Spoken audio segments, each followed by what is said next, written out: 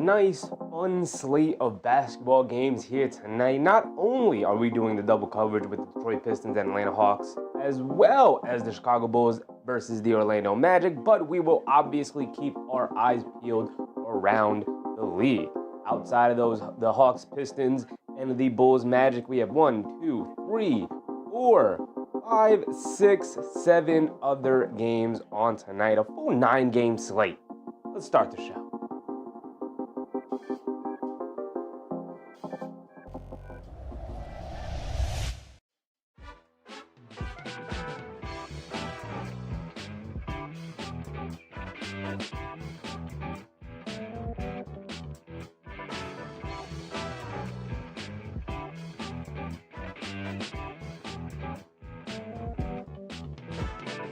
We are back once again. Of course, we are live 6 days of the week, including and especially Monday through Friday. So, of course, we are here while the New York Knicks are not in action here tonight. That does not mean basketball stops. We are live tonight with not a doubleheader, because they're not one after each other. They're almost tipping off at the same time, about half an hour apart. So our first game is going to be the Detroit Pistons taking on the Atlanta Hawks, which is nice, which is great, which is cool. It will be in Atlanta. So, of course, we're going to start with the road team and Mr. Cade Cunnigham as the star of the show tonight. Going up against Jalen Johnson. It's going to be fun. It's going to be interesting. The last time, we actually watched a Pistons versus Hawks game earlier in the season, and it wasn't that great of a game. The Hawks didn't really show up the way we needed them to show up. They made a little bit of a run, but the game was definitely over at a certain point. So the Hawks will be going into tonight with, yet again, no Trae Young. The Pistons will be going in much healthier than they have been as the season's going on. Ivy is back. Ron Holland is healthy. Duncan Robinson is back. Obviously, Cade is out there. Duren is going to be out there. So the Pistons, for the most part, have their full slate of players, as we will get to. The Hawks obviously down Trae Young, although there has been some discussion about whether or not that benefits them. But either way, we are here, and so we will start with Cade Cunnigham. And then maybe if we have enough time, we'll try to start a little bit of coverage of Bulls Magic. But we will start here with Cade Cunnigham. 27.5 points per game, over almost 28 points, 5 boards, and 10 assists for Cade Cunnigham so far this year. 1.4 steals, 0.8 blocks. He's doing everything. The thing that is constantly going to keep him down and is the next step in his development to truly hit superstardom right now, he's no doubt, for sure, 100% a star in the league. He's a perennial all-star. He's going to be a consideration for all NBA teams and whatnot. All of the deals, all of it. But to be truly taken seriously and hit that next peak as a superstar, you got to get this efficiency up. 43.5% from the field and under 30% from three-point range. These have been updated in about a week and a half, so probably closer to around 30% from three, maybe a little bit above it. The last time I checked, I believe it was around 31, but either way, and still sub 45% from the field as the main engine, as obviously he's going to rack up a ton of turnovers. It's actually, I think, slightly down from where that number is right there, 3.6. As a matter of fact, it's important to talk about Cade Cunnigham, so I'll pull his stats up here, the most recent ones, coming off of the win against Miami the other day. Cade Cunnigham was damn good, as he's been all year long, obviously. With no Trae Young, he doesn't have that guy to pick on all night long. When Luke Kennard comes into the game for the Hawks, that'll be the guy they definitely pick on. But starting with Dyson Daniels and Nickeil Alexander-Walker, two of the best perimeter defenders in the league, they'll take turns on Cade Cunnigham all night long. He's now up to 28.8. Scoring's going up. Turnovers, actually, I thought they were going down. They're actually going up. He's over 4 turnovers yet again so far this year. The lowest it's ever been was 3.3, and that was his sophomore season in which he only played 12 games. Just looking at the stats here. So obviously, pretty rough for Cade Cunnigham here. Justice's dad. What's up, Justice's dad? Detroit got back on the winning track Saturday, though it is scary. It got scary at the end. It did. They only won by 3 against Miami, so they're not the big, giant juggernaut that maybe that win streak tried to tell people they were. They are still incredibly good. They didn't sleepwalk into that number 1 overall seed, but that 13-game winning streak came to an end against Boston. It was a close game. They ended up losing 2 in a row. They lost to Boston, and then they lost to, who was the other team they lost to? Orlando, in another close game. So they don't get blown out. They don't get blown out. It will be a close game. They're a team full of dogs, all of the things. So it will be a close game. 9.4 assists for him. They're actually slightly coming down. The scoring going up. The rebounding sitting at 6.4, so he's doing a little bit more of that. That was with Duren and with Stewart. Missing a little bit of time there. Lano Monas with Lano, always entertaining us. Appreciate you, my brother. Thank you for hanging out with me tonight. The free throws are mightily up for him overall this year in terms of the amount he's getting. 8 a game so far for Cade Cunningham. He is getting to that foul line, 81.5% from free throw range. You want to see it above 80, he's giving it to you above 80. We know who Cade Cunningham is. We know what he's capable of. We know he's going to have the ball in his hands. The issue for him in terms of hitting that next step in his career is this efficiency. As a matter of fact, field goal percentage is what now? 45%. So slightly going up. 3-point percentage staying at 31.2, slightly going up. But these numbers have not been kind to him throughout his career. He actually shot a career high last season at about 35.6, which is nice.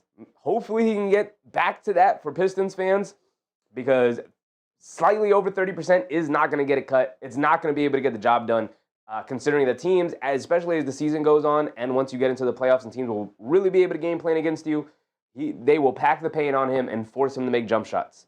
Obviously, he's incredibly good, 6'6", about 6'7". He can get to the basket to finish over defenses, incredibly strong, great handle, obviously alongside with great vision, and now with the pick-and-roll partner he has in Jalen Duren and that chemistry that's developing, Cade Cunningham is a star, but in order to take that next step, and that's always going to be the conversation, is, well, what's next? Well, what's next? Well, what's next? Right? If he wants to be in MVP conversations, what I think is kind of heating up a little bit so far this year, but he's not really in those conversations, it's because of this right here. Efficiency has to go up, because it's not just field goal percentage, it's not just three-point percentage, which are bad, it's also the turnover rate. Over 4 a game is just, like, again, there's a lot of high usage players, but you want it to be at least below 3.5, and he's been well above 4 for majority of the time going back to last year.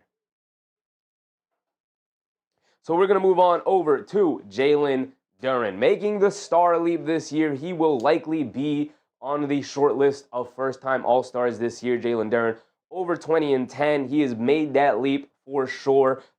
People are making the comparison of the modern-day Nash and Stoudemire between the pick-and-roll game with Cunningham and Duren, reminiscent of Nash and Stoudemire back in the day with Phoenix. You could definitely see it. You squint your eyes tight enough, and you definitely see a version of what they brought. Great out of the short roll, great screener, big, strong size, great hands for catching the ball around the paint, excellent finisher, and as he's gotten older and more mature, he's gotten much more patient in the paint in terms of making his decisions, whether that's to kick out because the defense has collapsed, or to pump fake, spin, or pivot away from the defense and knock down a little push shot or a hook shot in the paint, or to go up, you could see the arms, or to go up incredibly strong and dunk on somebody. Can definitely do that too. AP, what's up, AP? Robes Pierre, what's up, Robes? 3.6 turnovers, pretty average for a playmaker nowadays, but these are slightly older statistics. They haven't been updated in about a week and a half. Got to get around to updating them. It's actually over 4 now, Robes Pierre, and it's not pretty average. It's not average. Like I said, average would be below 3.5. Like, I'll take 3. Once you start creeping towards 3.5, I start looking at you sideways. He's well over 4 now. He's at 4.1. Which is more reminiscent to what he was last year at 4.4.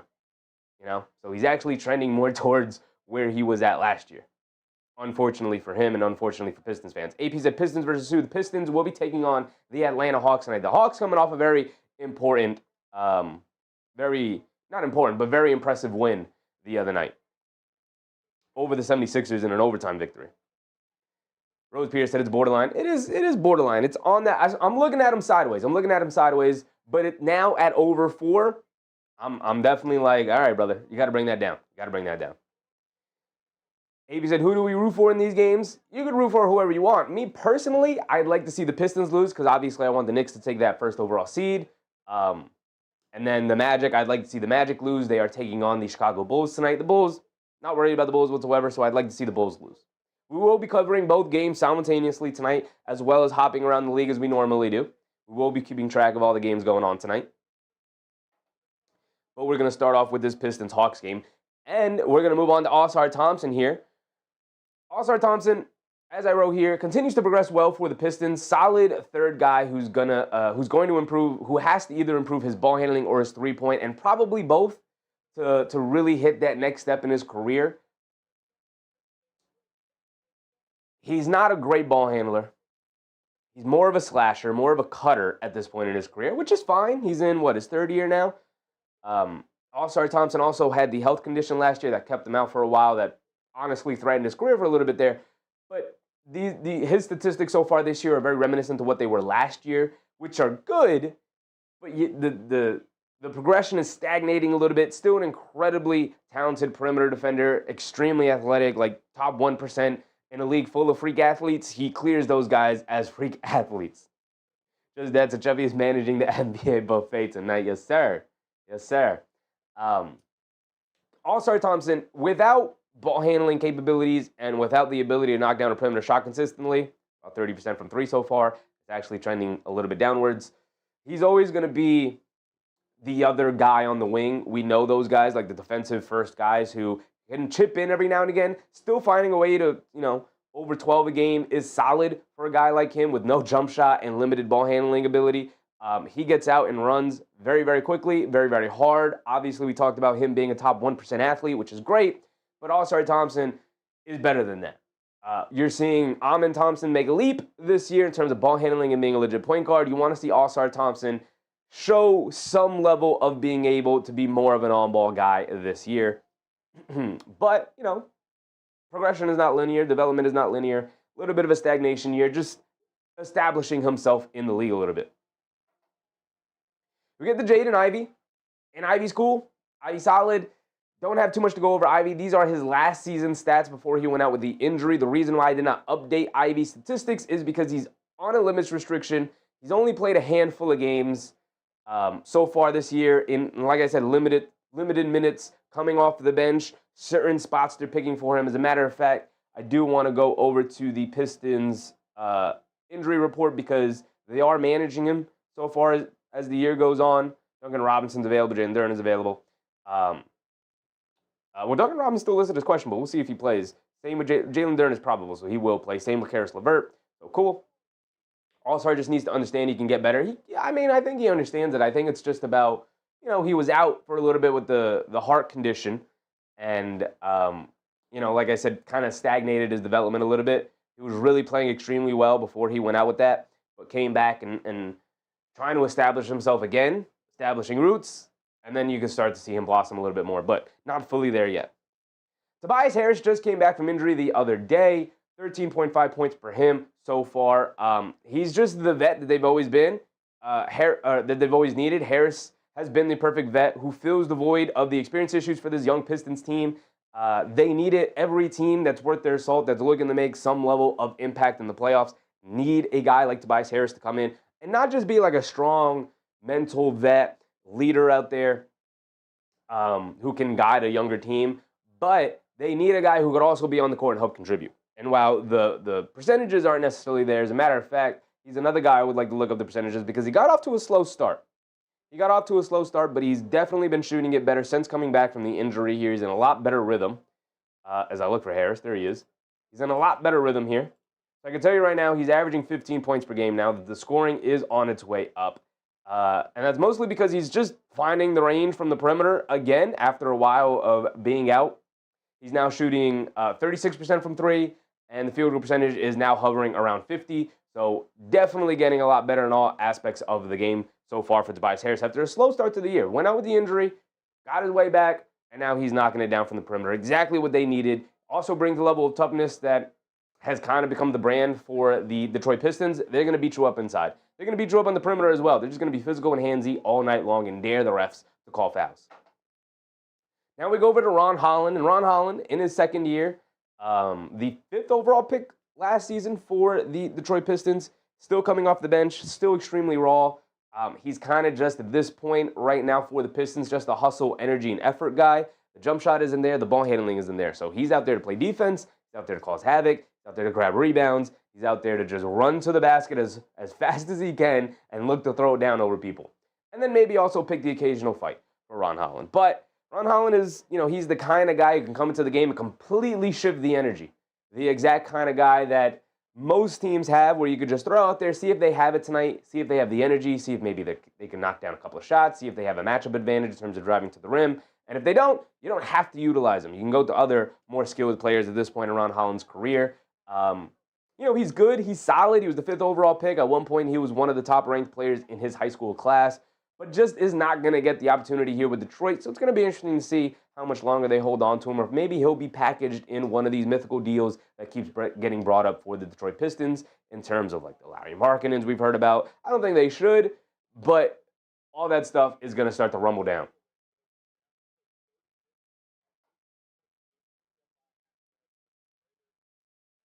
Isaiah Stewart has had a phenomenal year. Isaiah Stewart, Isaiah Stewart, I would say was probably had a very down year last year for the Pistons in terms of himself. As a matter of fact, if we go to his stats and see where he's sitting at now, still at around 10 points per game for him, but he's knocking it down from the field. He's a legit threat from three-point range, if left wide open. He's not going to take a bunch of them. Honestly, he's only going to take, as I can tell you right now, he only takes 2.5 a game. He's making 1 a game. He's not launching them up. They're not running a ton of pick and pop for him, but if you do leave him open from 3, he's willing to take it, and he's been knocking it down at a good enough clip, damn near 40% from three-point range. He's giving you the toughness. The defense is the thing that's been on an absolute another level for Isaiah Stewart so far this year. He's been one of the best rim protectors in the league. He's been phenomenal. And then when you pair him with the fact that you got to deal with Jalen Duren, and then they bring in Isaiah Stewart and you got to deal with him, and then they bring Jalen Duren back in and then you have to deal with him again, it is a long, long night for the big men of opposing teams of the Detroit Pistons. We get over to Duncan Robinson, one of the more important offseason acquisitions for the Detroit Pistons, considering all that went on with losing Malik Beasley in the offseason for matters that were not they had no ability to change anything that happened with Malik Beasley. Obviously, if you know, you know. But Duncan Robinson is replacing that role of being the sniper on the team. A guy like Cade Cunningham needs a guy who could just spray the ball to and have that guy chuck up a 3. Over 40% from three-point range. We know Duncan Robinson is a sniper, but he is important. He's a different sniper than Malik Beasley was. Malik Beasley was a non-conscious shooter. He was going to put it up whether he was being covered or not, whether he had airspace or not, whether he was on the movement, standstill, in the corner, on the wing, straight away. It did not matter. Malik Beasley was letting that thing fly. Duncan Robinson is a little bit more judicious with his shot. He's still letting them fly, whether he's contested or not, because he's that good of a shooter. But he's also very good at attacking a closeout. He's also a pretty good decision-maker coming over from that Miami organization. We know he's a smart, cerebral player. D3 worked his way up all the way to the NBA, the highest level. Very good basketball player and whatnot, but not the player, just a different kind of shooter that they have here in Detroit versus Malik Beasley, because that's obviously the role he's taken over for. We get over to Caris LeVert, and Caris LeVert has been out for a couple of games. He is available to play tonight. He's a nice, solid backup guard. Caris LeVert is a little bit of a wild card. You don't know what you're going to get from him on a night-to-night basis. LeVert is liable to give you like a breakout 26-point, 5-assist game and really carry his team to a victory and really be instrumental in taking a lead and winning a game for his team. Or he's liable to give you 5 points and go 2 for 8. He's a wild card. There's a reason why he's bounced around the league as much as he is. Extremely skilled, extremely talented, just not very consistent. Which keeps him as a 6th man, 7th man, 8th man kind of player. The consistency, if it was there for him, he'd definitely be a starter in this league. Because he's got the size, he's got the skill, he's got the touch, just doesn't have that consistency. Now we get over to Atlanta.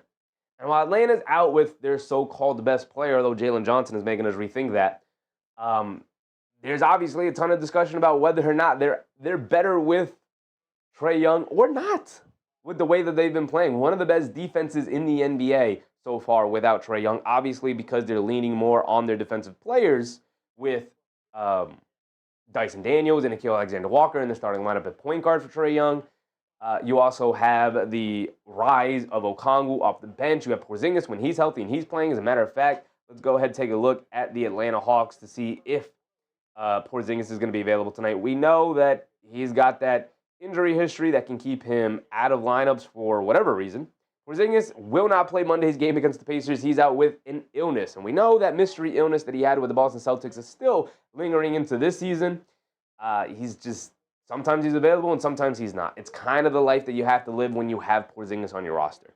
But we'll get to Porzingis because now we're going to move on to Jalen Johnson. The story of the Atlanta Hawks like Jalen Duren on the short list for making his first All-Star team this year. He'll definitely make it.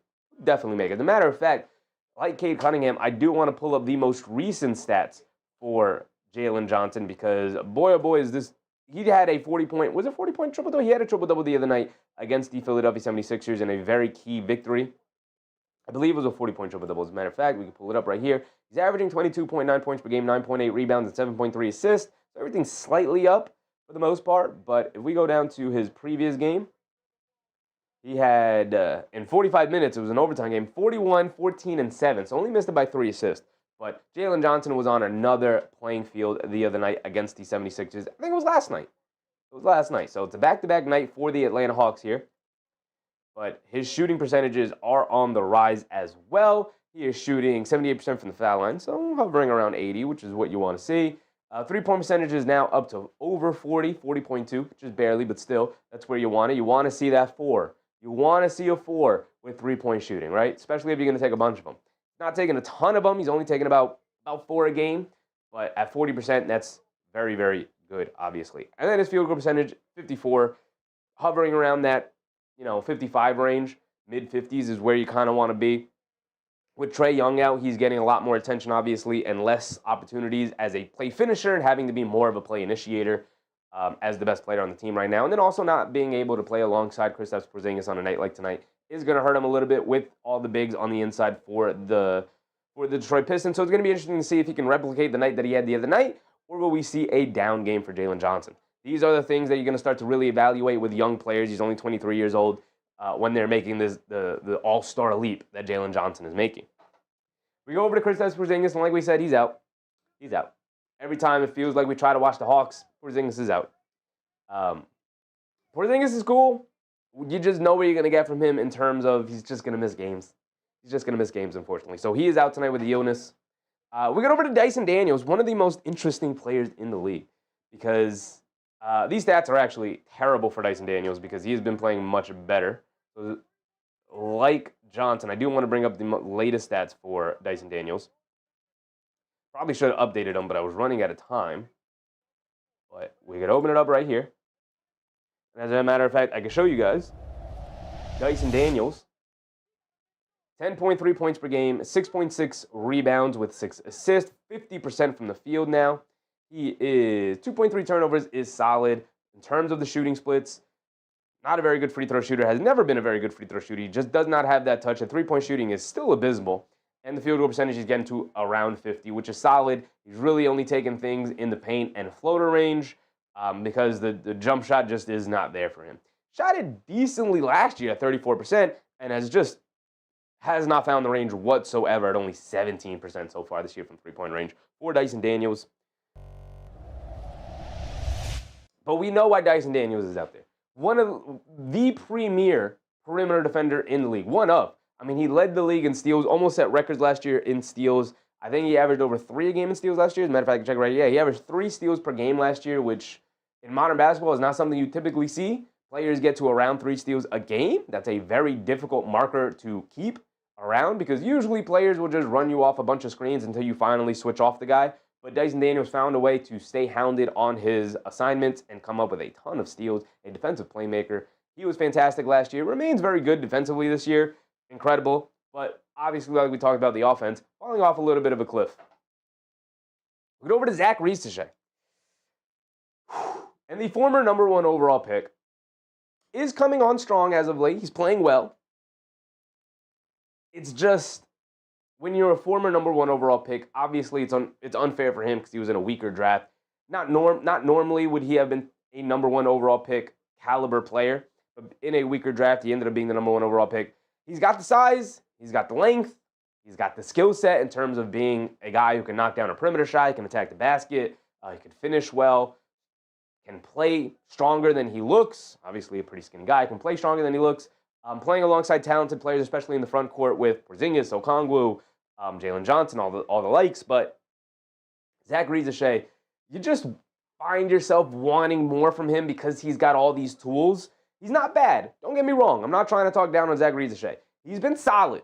The thing is that when you are the number 1 overall pick, and I know it's unfair for him, when you are that number 1 overall pick, it does come with a burden of we expect you to at least be a second or third go-to guy. And right now, Zach Reese is just kind of filling in the gaps for the Hawks, which is fine. Just fine. Very good basketball player who's contributing to winning. But you just find yourself wanting more with him because his skill set and his size is so tantalizing, which is why he ended up being the number 1 overall pick in that weaker draft. You get over to Nickeil Alexander-Walker, and maybe I spent a little too much time with Alexander Walker. Like, I waited too much time to bring him up because, boy, oh boy, is this guy one of the most important offseason pickups for any team so far this year. It wasn't a big movement in the offseason for players, but Nickeil Alexander-Walker going from Minnesota, and you're seeing how much they're missing him, to Atlanta here has been incredible, especially considering that with Trae Young out, he is starting in the backcourt alongside Dyson Daniels, and you can see that defense is just, boy, oh boy, is it difficult for perimeter players against the Atlanta Hawks, which is interesting because we talked about it being difficult for front court players against the Detroit Pistons. It is difficult for perimeter players against the Atlanta Hawks. Although Cade Cunnigham does have the size advantage against both Alexander Walker and Dyson Daniels. So it'll be interesting to see that matchup of those two guys going at it. Nick Yak, what's up, Yak? KP's mysterious illness acts like AIDS does now. It comes and goes, zaps your energy like he had during the playoffs. I know, that has been the rumor flying around about Kristaps Porzingis. Obviously, we have not been told that, so we can't say for sure. But that is the rumor that had been flying around about Kristaps Porzingis. Who knows? Who knows? Obviously, he'll probably make it public when he feels comfortable making it public about what illness it is. Because normally, if a player is sick, they will just say like, "Oh, he got a stomach bug." But obviously, Porzingis dealing with it last year and then it lingering into this year makes everybody feel like, okay, so this is not just like a common cold thing with Kristaps Porzingis. But nonetheless, we don't have any other information other than illness. So, Alexander Walker has been a revelation. I mean, he's always been solid, right? Coming off the bench for the Minnesota Timberwolves, they valued him very highly. They just didn't have the money to pay him, having to pay Edwards, having to pay Randall, having to pay DiVincenzo, having to pay Gobert. Obviously, their team is loaded with guys that they have to play. They also paid Naj Reid and decided to let Nickeil Alexander-Walker go. Chose Naj Reid over Alexander Walker, and I will say, questioning that decision a little bit with the way Naj Reid has played this year and the way Nickeil Alexander-Walker is playing this year for the Atlanta Hawks. As a matter of fact, he's one of the most important players on the Hawks stepping in the Trae Young role. So I do want to get his most recent statistics here. So if I pull him up and we look at it, Alexander Walker is now over 20 points per game. Did not see that coming to start the year. But Alexander Walker, 20 points per game so far. You can see last year he averaged 9. So this is one of the larger leaps in the NBA at over 11, about 11 so far here for Alexander Walker. Played all 82 games last couple of years. Very durable player, which is very much needed for a team that has Trae Young and Porzingis missing a ton of time so far this year. But we know what Alexander Walker is capable of. Putting him alongside as a defender with Dyson Daniels has reaped benefits for this team. Putting the ball in his hands and asking him to be more of a creator has reaped benefits for him personally and for the team as they're experiencing a lot of success with it. But having the ability to lean on their defense and then getting just enough offensively between Johnson and Walker has paid dividends for the Atlanta Hawks. And I'm sure they're hoping, I know a lot of people are making a lot of the fact that Trae Young is not involved in this run for the Atlanta Hawks here, and that the Hawks will probably at some point evaluate whether or not they want to move forward with Trae Young or if they want to move forward with Jalen Johnson as their premier 1A guy. But either way, Alexander Walker is definitely a part of the solution. So he'll be sticking around for a long time to come. Get over to Onyeka Okongwu, and probably one of my most favorite underrated players in the league. I even wrote down here, Okongwu spent years behind Capella and will finally have a bigger role. The scoring is up. The shooting, he is shooting threes efficiently to start the year. They actually every now and again run plays to get Onyeka Okongwu open threes, which has just been like, oh, okay. I didn't expect that to be part of the development path for Okongwu, but apart from being a good interior finisher, a good mid-range in terms of knocking down floaters and little push shots in the paint off the short roll, he's been solid at that. And then obviously now knocking down threes with regularity and consistency for his team, spreading it out to the three-point line is something that they never really had. Now in combination with him and Porzingis when he does play is very special. considering that they spent years with a traditional rim running big in Clint Capella. So obviously they can do something much more interesting with guys like Okongwu around. And the development for him has been spectacular. Well over 15 points per game at this point. The scoring is actually trending upwards. The rebounding is solid. The defense and rim protecting is the thing. He's a little small on the smaller side in terms of centers in the league at only 6'10". Does have a large wingspan. Is a big, strong dude. But can get pushed around every now and again. It's good. Like we talked about earlier with the Pistons when we ran through them. The front court is going to be the test tonight.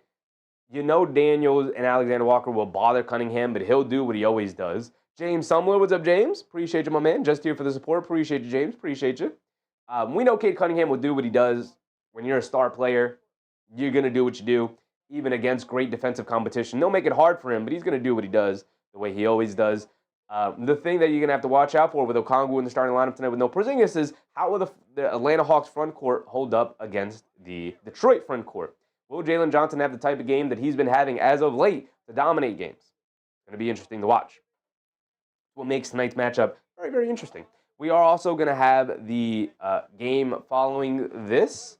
Not following this, but a 7:30 tip-off. It is the national primetime game. The Magic will be taking on the Bulls. So that is the Peacock game. We will be covering both games simultaneously here tonight. But we're going to end it here with Luke Kennard, a little pregame coverage here. Luke Kennard is solid. You know what you're getting from Luke Kennard? He's going to shoot some threes. He's going to shoot some threes. He's going to knock down some threes. Outside of that, he's not giving you a whole lot. Not a very good defender. As he's getting a little bit older here, he's had significant injuries throughout his career, even dating back to his college days over at Duke. Luke Kennard kind of came in as a little bit of a ball-handling shooting guard, had some point guard capabilities, but not so much now as he's getting older. Not very slow. Can still probe a little bit off of pick and roll, but obviously not the thing he was brought to the team to do. Brought to the team to get three-point shots up. Get three-point shots up. I mean, he is almost the antithetical thing to what Dyson Daniels brings with three-point shooting, and that's pretty much it, versus what Dyson Daniels brings, which is pretty much everything else but three-point shooting.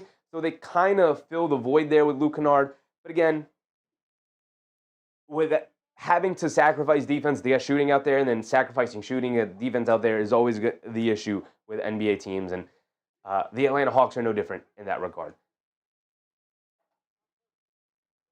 The game we have later tonight coming up will be the Chicago Bulls game. And we might leave it there because we are about 3-4 minutes away from tip-off. But real quick, I guess we could run through some of the players here. We will be watching the Bulls take on the Magic later tonight as well. We will be covering both games. We'll have both games on the screen simultaneously. We'll run through it. We'll cover them as best as we can, as well as obviously going around the league the way we normally do.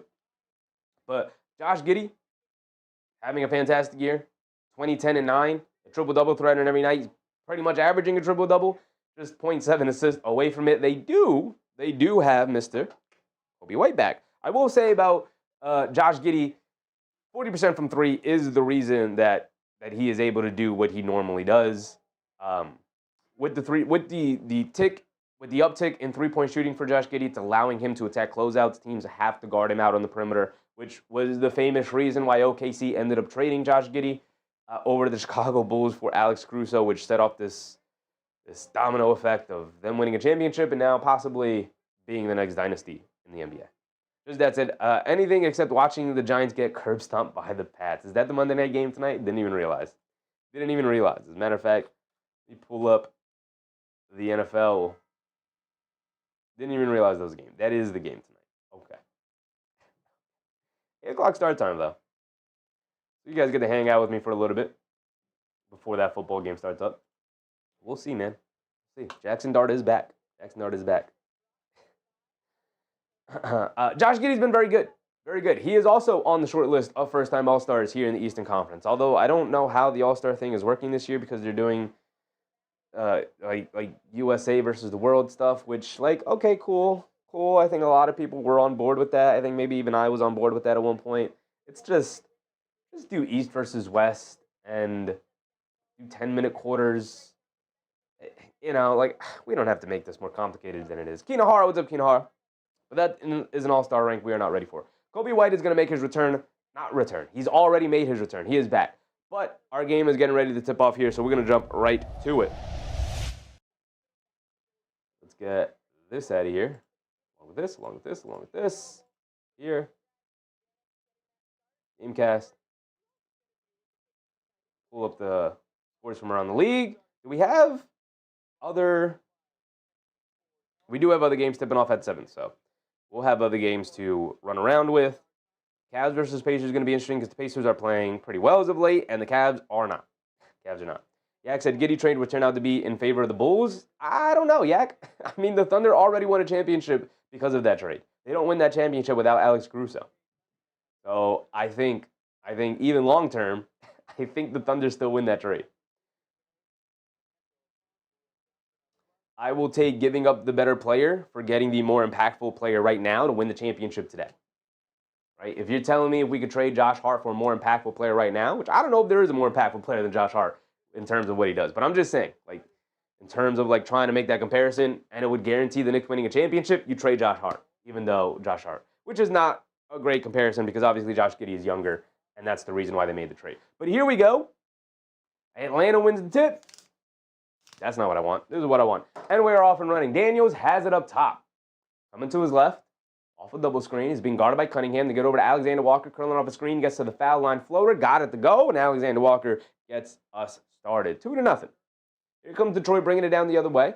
And they have their City Edition court going on. Not nearly as cool as the Knicks City Edition court, I will say. Harris has it up top. Driving it down to the basket, scoop layup with the right hand. Can't get it to go as it rolls off. Ricochet just not paying attention. Goes up and fouls Duren as he just let the rebound fall behind him. Didn't even look. He thought the ball went in the basket, and it didn't. It rolled off the side of the rim, just not locked in there for Zachary Ricochet. These are good games tonight. Really good games for the Knicks, for Knicks fans as well. Part of the reason why we decided to do the double coverage is because both of these games have implications for the Knicks. You want to see the Pistons lose because they are the number 1 seed in the East. Is Jalen Duren? Misses a free throw. Hung on the rim there for a second, but it fell off the side. Yak said, Giddey playing like this on OKC would win a chip too? I don't know. They needed Caruso's defense. Do they beat Denver in Game 7 without Caruso guarding Jokic the way he did? I don't know. He also made huge shots in the finals that went 7 games against the Pacers. I don't know if they win it with Giddey. Caruso just brings a different level of skill set and a leadership. He's a past champion that they didn't have. They wouldn't have had with Giddey. They would have been like that young team with no leadership out there. As Alexander Walker knocks down yet another little floater in the lane, it's 4-1. Duren split the free throws. Cunningham has it at the foul line, kicks it out to Dennis Jenkins, who gets the start tonight. Has it along the baseline, tries to feed it inside the Duren, gets knocked away by Johnson there. Good defense, Alexander Walker bringing it down, hesitates, shovels it out. Daniels gets caught in the paint, he's got nowhere to go, but he steps through, lefty layup, got it to go over Cunningham. And the Hornets living in that little like 8-foot range right there. Oda Austin, what's up, Oda? Harris tries to get it over to Duren, gets it knocked off his shoulder, back to Harris. Harris up top, coming to his left. That's not Duren, that was Thompson, excuse me. Harris kicks it in the corner to Jenkins, being guarded by Alexander Walker, coming to his right of a screen, splits the double, step back, foul line jumper, got it to go for Dennis Jenkins. Big time shot for him to finally take that lid off the basket for the Pistons. Making something out of nothing there. Johnson up top, being guarded by Harris. Tries to kick it to the Ricochet in the corner. Bad pass and ends up turning it over. Good hands from Cunningham to save it over to Thompson. Thompson bringing it down in the corner. Dennis Jenkins a 3. Can't get it to go. And Johnson knocks the rebound over to Okongwu.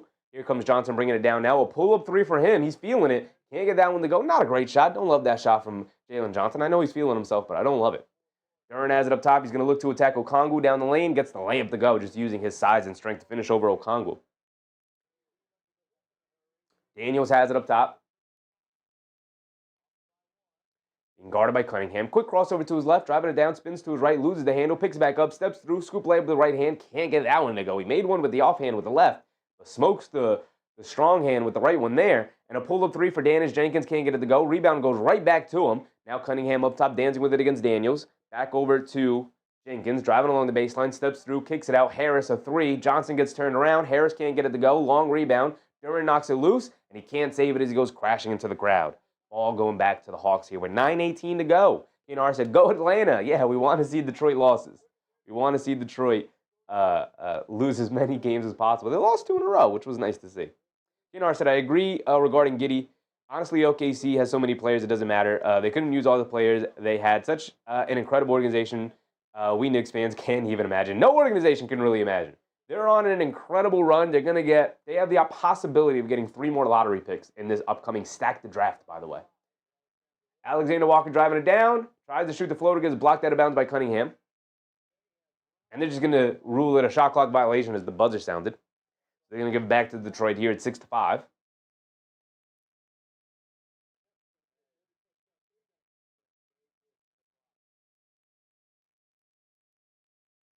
Under 9 to go. I'm going to have my timer ticking to catch up with it. Cunningham gets it over to Thompson. Thompson being guarded by Reza Shea. They get it over to Duren. Duren has it up top, being guarded by Okongwu. Now driving to his left, putting his head down, attacking. Scoop play with the left hand. Can't get it to go. He hits the floor. A lot of contact, no foul call. Here comes Alexander Walker, pushing, kicks it out. Reza Shea. He's going to attack in the lane, goes up strong against Cunningham. Can't get the layup to go. Rebound gets knocked out to Harris. Harris 2-on-1 with Daniels. They throw a lob up to Duren. He can't get the layup. He can't get the lob catch. Bad pass from Harris. Flies out of bounds. Ball going back to Atlanta here. Some sloppy plays here from Detroit. Dyson Daniels tries to hit the backdoor cut from Alexander Walker. Gets picked off from Cade Cunningham. Good defense from him as he drives it down. Gets fouled by Daniels. Daniels saying he got it clean. He's signaling for a challenge, but he's going to send Cunningham to the foul line for 2 free throws. Actually, they call the foul on Jalen Johnson. So Daniels got it clean, but they call the foul on Johnson.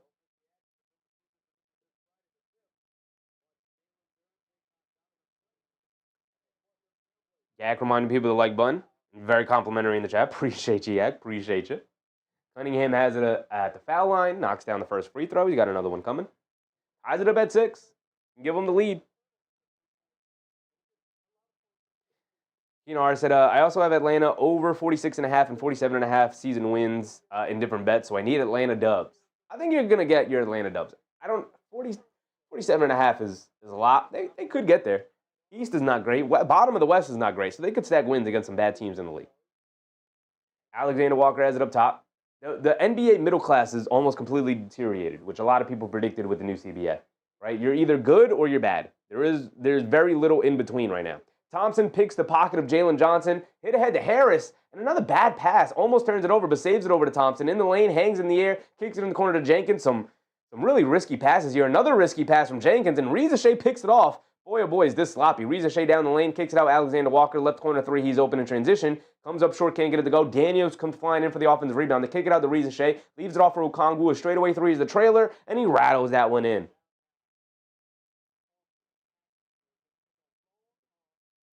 7:30 to go. Cunningham has it up top, being guarded by Daniels. Coming to his right, off a double screen.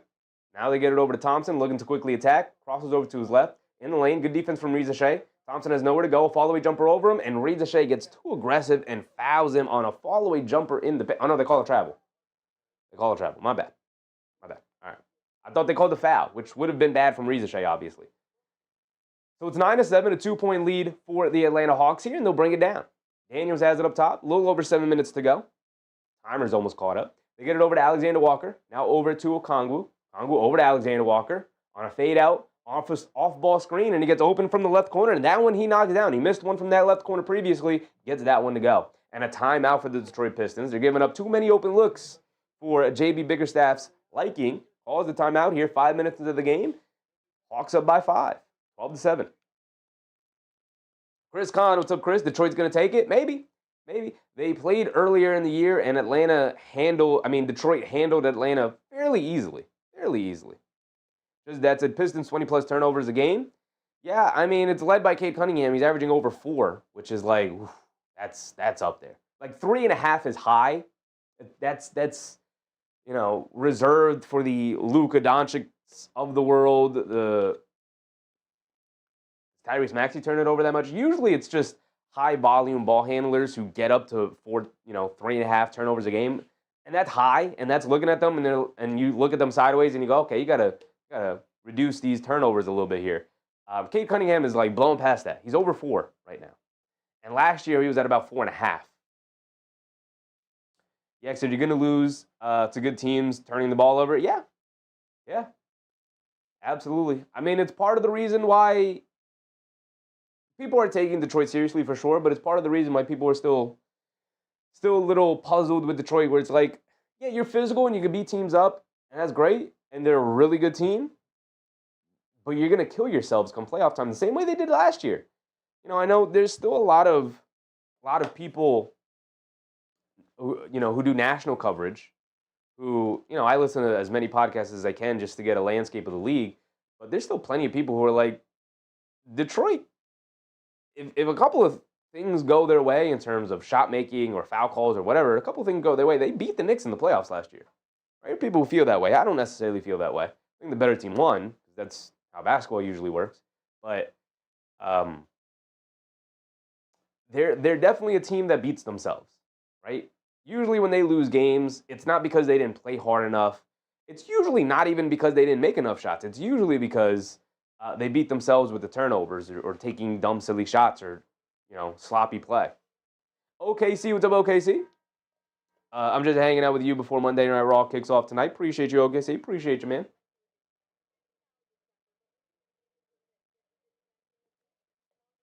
Celtics tomorrow, then Hornets back-to-back. Ooh, I didn't realize we had the back-to-back. Okay, Celtics are playing well, though. Celtics are playing well. Our first back-to-back in a while. I don't think we had a back-to-back in November. First back-to-back in a while, so we probably won't be seeing Mitchell Robinson against the Hornets. And the Hornets had an impressive win against Toronto, so they're going to be looking for revenge against the Knicks after the Knicks embarrassed them. Jazz Friday, too. Are they on the road for the Jazz, right? Don't they go on the road, Just then? Now, Dimitri, what's up, Niall? Appreciate you, brother. Appreciate you. Always love seeing you in the chat. Here comes Danish Jenkins. We're back into it. Jenkins has it up top, being guarded by Alexander Walker. Get over to Cunningham, being guarded by Daniels. Coming to it right off the Duren screen. Pocket pass to Duren in the short roll. Fires a bullet pass into Thompson, who almost caught it, but Alexander Walker came over and knocked it off of him. That pass definitely had some zip onto it. Thompson could barely handle it. Tough pass from Duren. Daniels has it up top to get over to Johnson. Back to Daniels. Playing a two-man game here. Quick crossover to his left, and they call an off-ball foul on the Pistons. I think it's going to be on Duren. It's on Danish Jenkins. Little off-ball push with Alexander Walker there. So the Hawks will have a side out of bounds.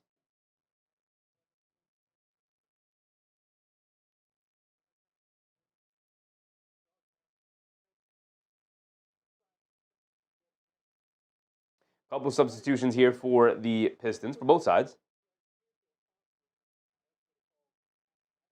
MSU Detroit fan. What's up, Detroit fan? Go Pistons. Riding high. You beat the Hawks about 2 weeks ago, about a week and a half ago. So the Hawks are definitely going to be looking for some semblance of revenge. Coming off a really good game last night. It is the second night of a back-to-back. It was an overtime game. See if they have the legs to keep up with the Pistons tonight. Ricochet misses the pull-up three off a screen. Here comes Cunningham bringing it down the other way, left side of the court. Dancing with it. Stewart is in the game now, along with Duren. A double big lineup for them. Pull-up three for Cade. Cunningham can't get it to go, but Duren battles for the offensive rebound over Mo Gay. Crosses over to his left on him, goes to the basket, gets the layup, and one too big, too strong. So get out of my paint, Mo Gay and Dyson Daniels, who was the one who got called for the foul. That is a star play right there. That's an all-star right there. He's going to make that all-star team this year, that's for sure. Keenar said, Coco Atlanta. As a Knicks fan, it would be nice to see Detroit lose. It would be nice to see Detroit lose. Knicks chasing that number one seed. MSU Pistons. Oh, timer's still going, my bad. We're about halfway through this first quarter here, and Duren gets his and one free throw to go. You missed one earlier in the game. Why was my score so off? What did I miss? It is 12-10. Daniels has it up top. I'll get to your comment in a second, Detroit's fan. They go over to Alexander Walker. Swings to his left. Euro steps down the lane. Gets caught in the air. Kicks it out to Mo Gay. Mo Gay down the lane. Now back out to Alexander Walker. Coming to his left off a screen. Shoves it over to Daniels. Daniels gets cut off in the baseline. Being guarded by Cunningham. Gets caught in the air and tries to kick it into a teammate. Had nowhere to go. Luckily, it's off of Detroit, and Atlanta will hold on to possession.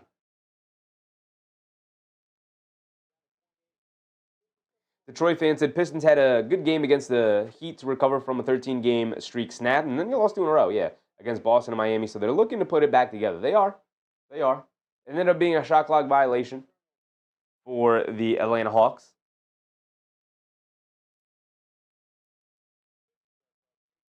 Kay Hazy said, let's go Hawks. Here comes All-Star Thompson. He has it up top, being guarded by Alexander Walker. Gets it over to Cunningham, coming to his left off the Duren screen, hits Duren, gun down the rim, gun down the middle of the lane, spins right off of Jalen Johnson, but smokes the lefty scoop layup. Now here comes Johnson pushing it the other way, kicks it over to Rizachet, a right wing three for him, comes up short, long rebound, finds its way to Johnson. Johnson's going to look to attack in the lane, throws up the floater, off the back rim, can't get it to go, gets his own offensive rebound, and then gets fouled by Stewart. Johnson active on the boards. Rebounding just kind of falling to him, but active on the glass. Detroit fans said Pistons have 2 games against the Bucks coming up too. Just in time for Giannis to be back, right? Those will be tough games. Although, Milwaukee, obviously on the slide, not doing great. Not doing great.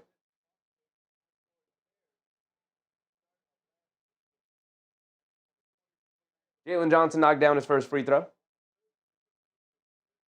He's got another one coming. Atlanta's still holding on to this slight lead here, 13-10. I said Jalen Johnson dropped 41 the other day, 41, 15, and 7. Yeah, we went over it. Impressive game. Wasn't it last night? Didn't they play last night? Overtime game against the 76ers? Johnson goes 2 for 2 from the foul line. 4-point lead for the Hawks here. A little back and forth affair to start. 5:20 to go. Cunningham up top being guarded by Daniels. Gets it over to Duren. Duren up top, coming to his left, being guarded by Mo Gay. That's not a matchup I want. Harris LeVert swings it out to Stewart, gets it over to Cunningham. Now back to Stewart. Stewart a left wing three. Too strong, can't get it to go. Battle for the rebound. And who else but Jalen Duren gets stripped by Daniels. Thompson dives onto it, battling for it. And what's the call? Calls a timeout. Calls a timeout. Close to him in the baseline. He never touched it, though. He never touched it. It was close. He was close. He never touched it, though. And he does get the timeout off in time before Daniels could tie him up. So it's timeout for the Detroit Pistons. Trailing by 4 here. Thompson saves the possession.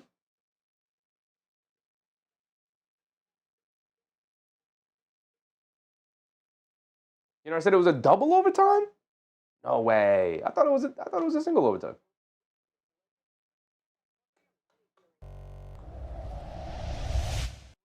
It was a double overtime. Sheesh. 41, 14, and 7. Played damn near 50 minutes. I said not facing the Nuggets or OKC isn't a real West trip. Fair. Although, Utah does have that elevation, man. They do have that elevation.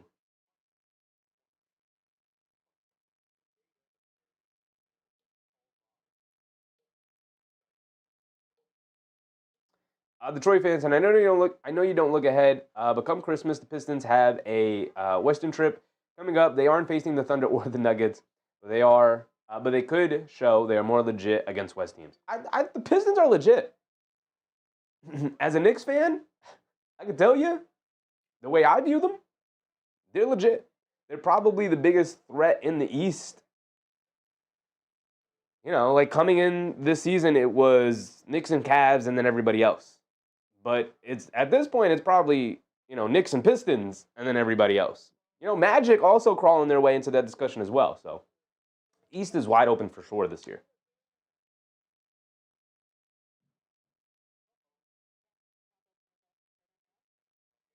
These were last night's results. Look around the league a little bit here. A couple of games have already tipped off. You got Cavs-Pacers. Cavs taking out a couple frustrations on the Pacers here. And then you got Bucks-Wizards. Bucks should beat down on the Wizards, as everybody has so far this year. Oso, what's up, Oso? Atlanta, another Atlanta fan.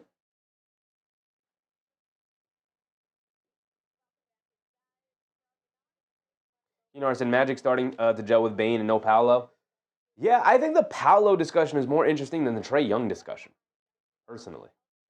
It's going to be interesting to see how he slides back in with that team when he comes back healthy. It's going to be very interesting.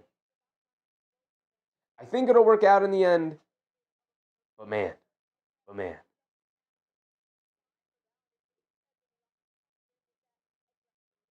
Troy fans, and at the end of December, the Pistons have a 5-game road trip against West teams: Trailblazers, Kings, Jazz, Clippers, Lakers, in that order. Ending against the Lakers sucks. Starting with the Trailblazers sucks, and then you got a couple of cupcakes in the middle there with the Kings, Jazz, and Clippers. So, it's a nice road trip there. You You got 2 tough games, and then 3 you should win, but being on the road is going to make it more difficult, obviously. Back into the game, I missed the bucket there. The Pistons scored.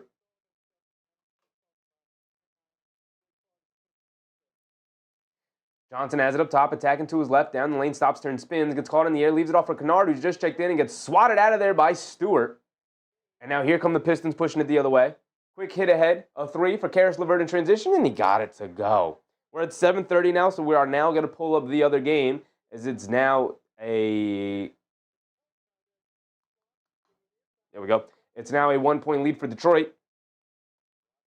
Daniels has it up top, crossing over to his left, down the lane, stops, turns, spins, kicks it out. Alexander Walker, right corner, 3, got it to go. Alexander Walker has been pivotal for the Atlanta Hawks down Trae Young. And a timeout. No, just the stoppage in play from the officials here. 4 minutes to go. Gives me the perfect opportunity to pull up our Magic Bulls game coverage. We can get that going as well. Pull it down over to the smaller screen. This is the game we're covering more tonight, but we're going to have Bulls as Duren rumbles down the lane and gets the righty layup to go. Tied up at 17 now. This is the game. Hawks versus Pistons is the game we're going to mostly cover. As another block shot for the Pistons. That one by Cunnigham, and then Stewart out in transition, rumbles to the rim and gets the lefty layup to go, and now a timeout from the Atlanta Hawks. Pistons getting it going here. Defense leading their offense.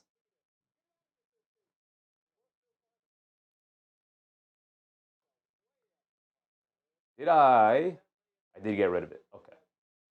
So it is a Peacock game. I'm going to have to pull that up. I think we've only watched one other Peacock game on Peacock, actually. Usually try to watch it on NBC, but I think this is only a Peacock game. So we're going to pull it up.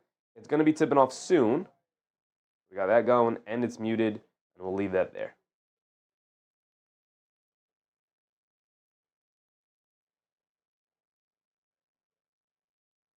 Now, Dimitri said, I saw what happened to Trae Young. That injury sucks. I didn't even see what happened to him. I just know he's been out. Kwame Robertson. What's up, Kwame? OKC, we're getting Knicks versus Thunder before Cody versus The Rock. Cody versus The Rock is never happening, brother. The Rock is done. He talked about being retired. He talked about technically being retired. His final singles match was against John Cena years ago. That was his final singles match. He only came back in the tag team match. Was it last year? 2 years ago at WrestleMania. Kwame said, I hope Detroit loses tonight. Any Knicks fan is going to root for a Detroit loss tonight for sure. For sure. At least you should. You know, I said Alexander Walker has been on fire. I think Trae will take some offensive load off Daniels, and he will get back to elite defense. I mean, the defense is still elite. Maybe not as elite as last year, but I think even when Trae Young was healthy, he wasn't. The defense hasn't necessarily been there. I think teams know he's an elite defender, and they're trying to stay away from him as much as possible. Okongwu in the lane, knocks down a little push shot in the paint. Nice feed from Kennard there. We're back tied at 19.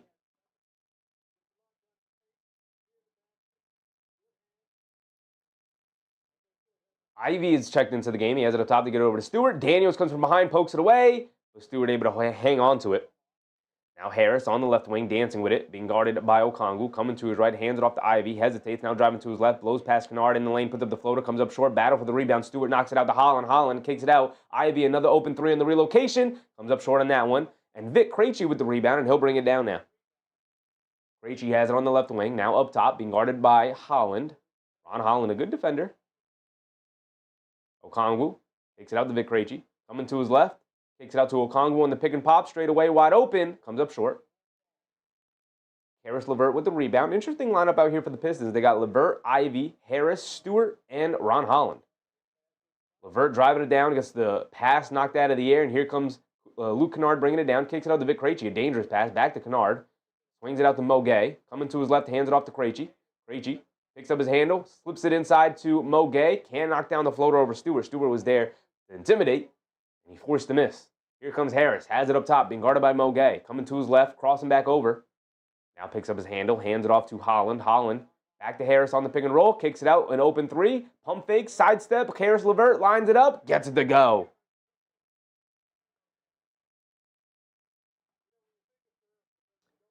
And now Vic Krejci trying to answer coming off a screen. Can't get it to go off a pin down from 3. And now here comes Harris bringing it down off the rebound. He has it up top, directing traffic. Coming to his right. Hands it off to Ivy. Ivy being picked up by Okongwu. He's going to dance with it. Shovels it over to Stewart. Stewart up top being guarded by Boguet. Hands it off to Harris. Driving to his left in the lane. Step back. Fall away baseline jumper. His spot. Can't get that one to go just long. And now here comes Daniels bringing it down the other way. Hits it over to Kennard in transition. Step back three for him. Rattles it in for Luke Kennard. That is what he does best. And we're back tied at 22. These teams going back and forth now here. 1 minute to go. LeVert bringing it down, calling out a play. Coming to his right off a Stewart screen. Dancing with it. Now putting his head down, attacking to his right. Loses the handle, but they call a foul on Krejci. So it should be in the act of shooting. He should get 2 free throws out of it.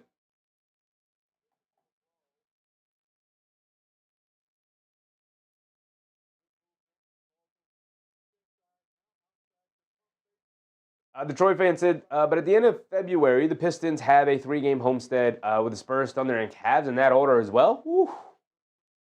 That's a tough homestand. At least you're at home, but that's a tough one. Said, I'm just happy the Pistons are playing today, so I don't have to worry about split screening the Pistons, Red Wings, and MSU basketball. It's a good day for basketball. It is a good day for basketball. Caris LeVert misses the first free throw. He's got another one coming. We're just under a minute to go. We'll let our timer catch up here. Just under a minute. OKC said, Cody versus Rock did happen, but it was an attack team match. But I don't think we're ever going to get one-on-one. No, The Rock said he's retired. Retired from one-on-one action. His retirement match was technically that last match against Cena years ago.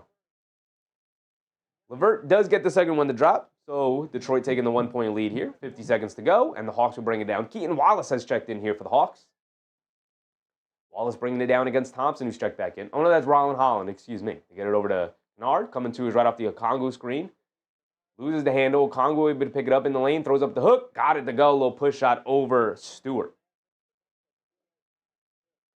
Okongwu doing a lot of scoring tonight for the Hawks, and they need it. They need it. Johnson's been a little quiet. Alexander Walker stepped up. Ivy coming to his left off a screen. Pump fakes, gets it over to LeVert, being guarded by Wallace. Wallace is a good defender.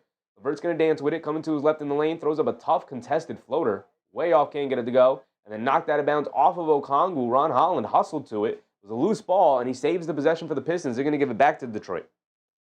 Got 20 seconds to go. Now Dimitri said, doesn't The Rock own WWE? No, he's on the board of governors, though. Whatever it's called. He's on the board, though. He does not own WWE. Ben Thompson, what's up, Ben?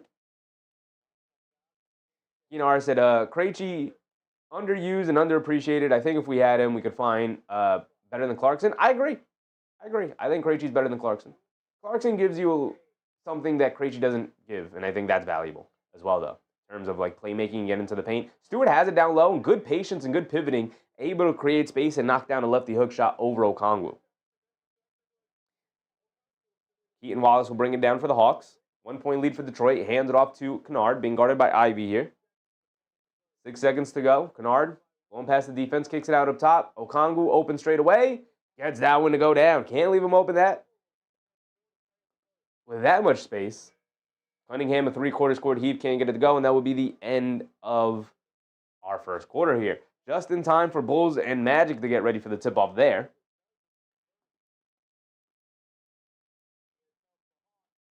Ben Thompson, go Detroit. A lot of Detroit fans in the chat tonight. Shout out to you guys. I said, always liked Okongwu. I don't like WWE nonsense, though. Okongwu has always been solid. I've always liked Okongwu as well, even coming out of USC. Even in my player description, my context for Okongwu, I always thought of him that he could lead a really solid defense. He could be the backbone of a defense in the NBA. Kind of getting the opportunity this year with, obviously, Porzingis in and out. We've talked about him a bunch, but obviously getting the start tonight. And the defense holds up with him in there. He's got great perimeter defenders with Daniels and Alexander Walker, and even a guy like Keaton Wallace coming in. Very good perimeter defenders to help him. We've also seen him struggle a little bit with size at 6'10", a little undersized for the center spot. So maybe pairing him with a good power forward. Because Jalen Johnson not much of a rim protector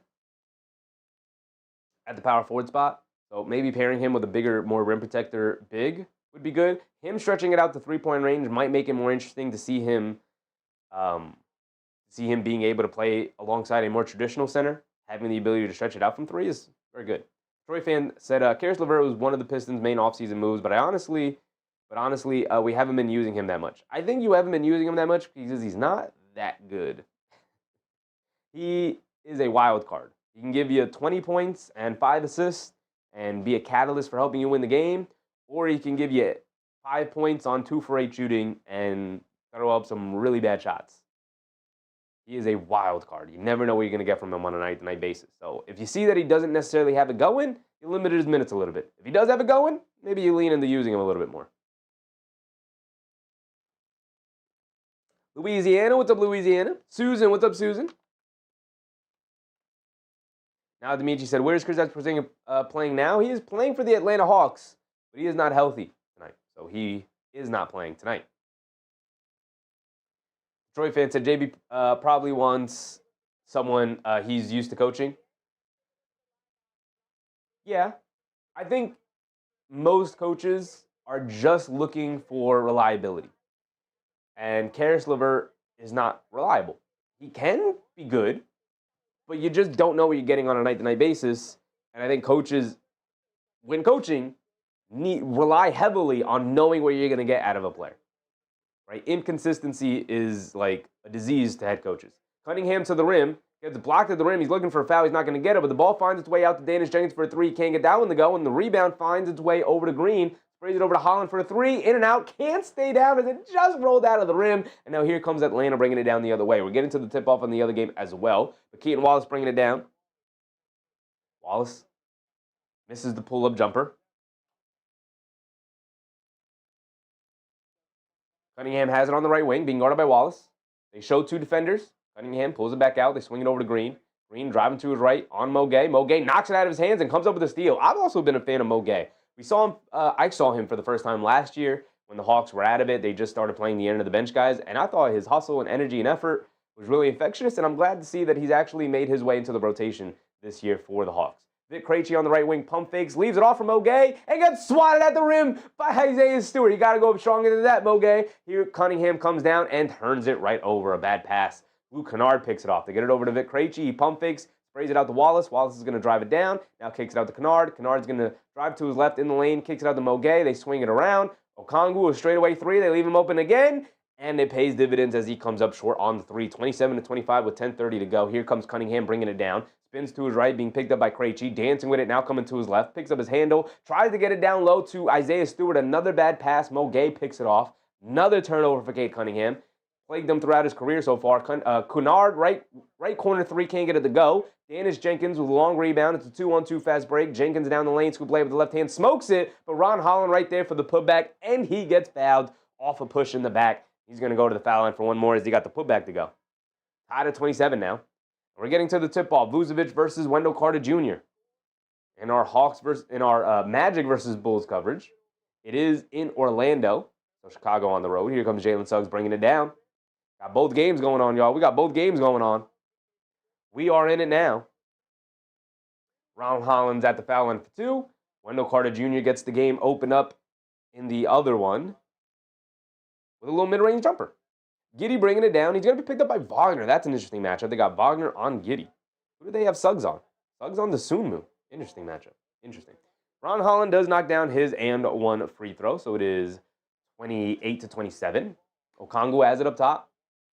Trying to direct some traffic here. Hits Kennard cutting back door, and he goes down for the easy scoop layup with the right hand. Beautiful pass from Okongwu there, directing the traffic. 29-28. Cunningham coming to his left. Mo Gay's going to pick him up. Cunningham's going to look to dance with it. Hesitates, now driving to his left. Goes past Mo Gay and gets the two-handed slam nice and strong at the basket. Not taking any chances. Okongwu on the left wing, hands it off to Wallace. Back to Okongwu rolling to the rim. Big one-handed hammer down the middle of the lane. Nice pass for Keaton Wallace. Good two-man game right there. And these teams just trading baskets, going back and forth. Danish Jenkins up top, coming to his right, pocket pass to Duren, runs right into Mo Gay. Should be an offensive foul. No foul called. They're just going to give the floater there for Jalen Duren, even though he ran right into Mo Gay. Got to eat your Wheaties, kid. Can't get ran over in the paint like that, even though it probably was a charge. Vic Krejci is just going to hoist up that three and knock it down over Cade Cunningham. No hesitation there. Cunningham doesn't even really get a hand up to contest it. And these teams going back and forth, trading baskets. First team to get a stop will probably win. Cunningham pump fakes, gets it over to Jenkins. Jenkins hesitates, driving to his left down the lane, throws a lob to Dern, and he gets an easy two-handed slam. Nice pass from Dennis Jenkins. Now we're tied at 34. Get it over to Krejci, same spot, from three, comes up short. Here comes Cade Cunningham bringing it down the other way. Home run pass over to Dennis Jenkins, leaves it off for Duren. A bad pass. They get tied up. Duren has it, lost it. Krejci recovers it, saves it over to Moguay. Moguay finally gets it out to Keaton Wallace. Duren dives for it, so it's a 5-on-4. Krejci bringing it down, crosses over to his left, kicks it out to Kennard. Kennard hesitates from three, doesn't want to take it, and Atlanta's going to run their half-court offense. Keaton Wallace dancing with it against Jalen Duren. Kicks it out to Kennard, a left wing three now off the relocation. Can't get it to go. Long rebound. Duren grabs it. If Keaton Wallace was cognizant enough, he could have gone after that and grabbed another offensive rebound. But here comes Dennis Jenkins, kicks it out to Holland, right corner three. Missed the other one, but got that one to go down. Now Detroit takes a 3-point lead, 37-34. It's an 8-6 start for Chicago here as Franz Wagner down the lane, knocks down the scoop layup, tied up at 8 in that game. Vic Krejci has it up top. They spray it over to Okongwu. They close out hard on him that time, and then Ron Holland just knocks it out of his hands. And then Vic Krejci knocks it out of his hands, and they swing it over to Moguay. He's going to drive to the basket, tries to throw down a big one-handed hammer over Jalen Duren, and they called Duren with the foul. And Ron Holland is wondering, where's the kickball violation? I'm also wondering where that kickball violation was. Was not called, and it allowed the Hawks to have a 4-on-1 possession there in the half court, something you almost never see. Will Negron, what's up, Will?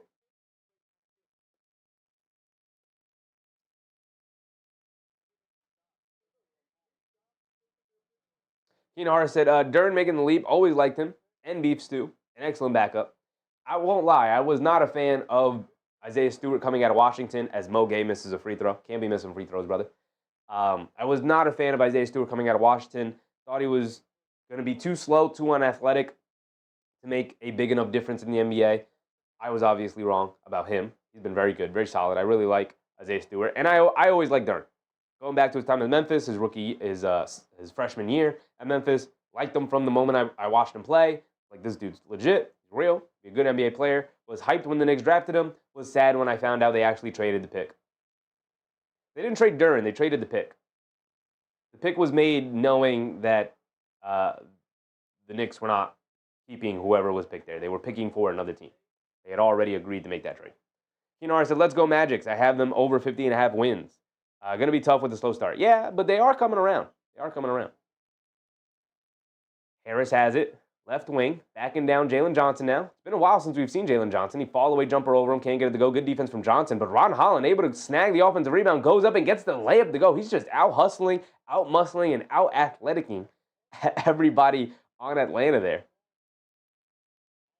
Johnson driving it down. Moguay did knock down the other free throw.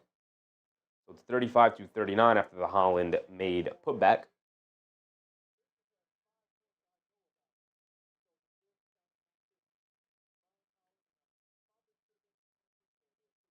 Duren is making that leap. He is going to be an all-star this year. First-time all-star for Jalen Duren. Again, I don't know how the all-star thing is going to work this year with apparently they're going to go to USA versus the world style of game. But how does that work then when picking all-stars when it classically obviously used to be East versus West and it was easy? You pick 12 from the East and 12 from the West. Now how do you do it? You're going to do East versus world? Just the all-star game makes no sense anymore. They've stripped away the meaning of being an all-star. Adam Silver is absolutely horrendous at making all-star games matter. His way of making all-star games matter is going to the locker room and begging them to play hard. It's like, brother, that's not how you do it. First of all, you don't beg. You go in there and you say, you MFers need to play hard tonight. That's how you do it. You don't go in there and beg the players. You go in there and tell them what they're going to be doing tonight as their boss, technically. Right? That's what you should be doing. But he doesn't have much of a backbone, it seems. You know, I said, I don't know. I'm definitely rooting for Stewart in that imbroglio.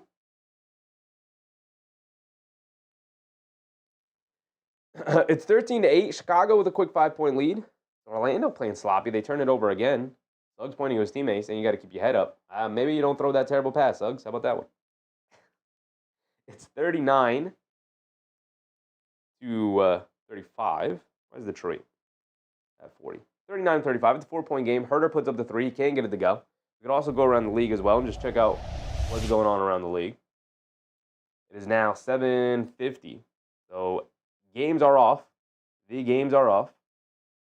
13-11. Wagner gets an and one. He'll knock down the free throw. Heat taking on the Clippers. Heat should be able to pull that one out, though it would be nice to see the Miami Heat lose yet another one. Student said All-Star games I don't even watch anymore. Yeah, I don't even watch anymore. We did the All-Star game last year just because it was something to do. Might as well watch it. And it was a brutal experience. It was a brutal experience. That year they did like the multiple games where they had the multiple teams and they did kind of like a tournament style thing and it was a game to like 40 or something. But by the time the game started to get going and players were getting into a rhythm, the game was over, right? So, tough. Doug Fresh, what's up, Doug? Kinar said, Detroit is clearly better this year and they were tough last year. Yeah. Their younger players are getting better. Their team is getting deeper. The moves they've made are impactful. No Duncan Robinson tonight, by the way. That's why Dennis Jenkins is getting the start. Little fall-away jumper from Alexander Walker. Can't get it to go. Approaching the halfway point here. We can get back to here. Get over to Harris up top, being guarded by Johnson. Duran hands it off to Jenkins, coming to his left, down the lane, high floater off glass, can't get it to go. Good help defense from Jalen Johnson there. He's bringing it down now. And they call a foul, and Ron Holland getting called with his hand in the cookie jar, and Ron Holland upset with the foul call. Brother, you got your hand caught in the cookie jar. We all saw it. Now Dimitri said, don't ever show the All-Star game again. That thing was horrible. It was bad. It was brutal. It was a brutal time. It was for sure a brutal show. You know, I said 100. All-Star game is 100% unwatchable with the current player awful attitude, no pride. I mean, yes, for sure. But also, the league is not, like, they've stripped away any value the All-Star game had with, like, all these crazy ways that they're trying to change the game. Like, just make it East versus West. The commissioner goes into the locker room, and he looks all the players in the eye. He say, you better play or else. You better play hard or else. I don't care what you do for the first three quarters. You better play hard in that fourth quarter. You better give them a show. That's what we're here for, right? And if they don't, there will be repercussions. Have a backbone. The guy clearly has no backbone, which is disappointing coming off of the David Stern era. But that guy definitely went into the locker room and told those dudes, hey, you better play hard for me, right? This is for the league. This is for money. This is what we're doing. We'll make everybody more money in the long run. He definitely did that. I don't know what Adam Silver is doing. Daniels gets it over to Mogay. Mogay hands it off to Daniels. Snakes down the lane, throws up a high floater off glass. Can't get it to go as it just rolls off the side of the rim. Good defense from Duran to challenge it. Here comes Ron Holland bringing it down the other way. He has it on the right wing, attacking, putting his head down, stops, turns, spins, pulls it back out. Gets it over to Duran, comes to the rim. He's being guarded by Mogay. He's got the strength advantage. All the way jumper over him. Good defense from Mogay to keep him out of the paint. But Duran, too skilled. Knocked down the little fall-away jumper anyway. You rarely see Duran go to that jump shot. Johnson driving it down on a blocking foul. Or is that Ron Holland? On Ron Holland. So 5:13 to go. And Jalen Johnson will go to the foul line for 2 free throws. Doug Fresh said, can't wait to play Detroit. I would like to see a Knicks versus Detroit game as well. That would be an interesting one. Hey, Hazy said, Holland always gets upset. Calm down, bro. He definitely has a temperament that needs to be cooled off a little bit. But his role on the team is to come into the game and be a maniac, like be a disruptor, come into the game and go for steals, fouls, run the court, try to dunk on people. Like, that is your role. And so I understand why he's amped up for sure, because that's what he needs to do when he gets into the game. Johnson knocks down both free throws. I missed the previous score for the Dyson Daniels knocked down a push shot in the lane. That's what the previous score was. So it's 41-39. LeVert is back in the game. He has it up top. Still no Cunningham with 5 minutes to go. Get it over to Harris. Now over to Duran. Duran on the right wing. Crosses over on Okongwu. Leaves it off for Thompson in the lane gets blocked by Okongwu. That was Levert, not Thompson, excuse me. Hit ahead to Reza Shea, gets it over to Alexander Walker. He's going to pump fake, pulls it out. Now driving to his right in the lane. Kicks it out to Daniels. An open three. He's under 20% from three. Continues to struggle from three, but Okongwu with the offensive rebound and knocks down the push shot in the lane with a little righty hook push shot kind of shot. But he got it to go down. We're back tied at 41 with 4:30 to go here in the second quarter. Harris has it up top, picks up his handle. Good denial defense from the Hawks here. They're keeping it out of Karis LeVert's hands. He's being guarded by Daniels. Duren, over the top pass to Harris, gets tied up, sprays it out to LeVert. He's going to pump fake, hesitates, and tried to drive it down into the paint, but stepped out of bounds along the baseline. So the ball is going to go back to the Hawks here. Big Rud, what's up, Big Rud? Remember when I said the Bulls would be fighting for the play-in team? You told me I was disrespecting them. I don't remember telling you that, but I probably did. But not surprising that the Bulls are falling back down to earth after a hot start to the year. Alexander Walker tried to throw a fancy pass in the Reza Shea, gets knocked out of the air, and then knocked out of bounds by LeVert. Good hands from the Pistons there. The ball will remain with the Hawks here. Daniels will inbound it. Get it into Alexander Walker. Quick catch and fire to the left corner. Too strong, can't get it to go. Was online, but just a little long. Here comes Thompson bringing it down the other way. Full head of steam down the lane. Gets caught in the air, has nowhere to go. Kicks it out to LeVert. They spray it over to Cunnigham. Pump fakes from three, driving it down in the lane. Tries to kick it inside to Thompson, but right through his fingertips and out of bounds. Ball back to the Hawks. Student said, I really like number 23 on the Jazz. Who's number 23 in the Jazz? Alexander Walker has it up top, dancing with it. Coming to his right up the Okongwu screen. Down the lane, flips it up the floater. Yeah, it was a lob, apparently, because Okongwu's hand reached up in there and tipped it up and in. Didn't realize it was a lob, but 2 points nonetheless for the Hawks. Cunningham up top being guarded by Daniels. Coming to his right off a double screen. Stops, picks up his handle, hits Thompson cutting back door as Atlanta lost track of him. He gets an easy two-handed slam. Nice baseline cut for Thompson and great delivery from Cunningham there. Alexander Walker trying to respond on the other end. He has it up top, speeds Johnson in the paint, feeds it off to Dyson Daniels, and a dunk for me is a dunk for you. 45-43 with 3 minutes to go. Cunningham on the right wing, being guarded by Reza Shea. Gets it over to LeVert, a straightaway three, and he knocks it in off the back of the rim.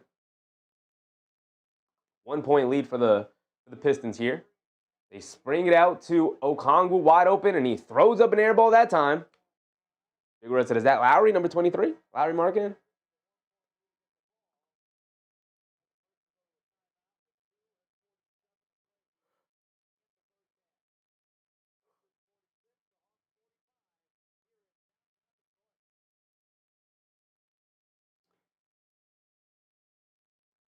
Markkanen, number 23 in Utah. Markkanen's cool. I like Markkanen. Don't love him. I do like him, though.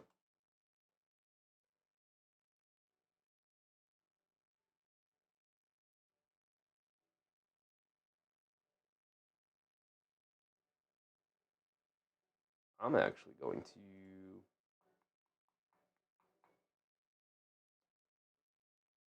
maybe change this.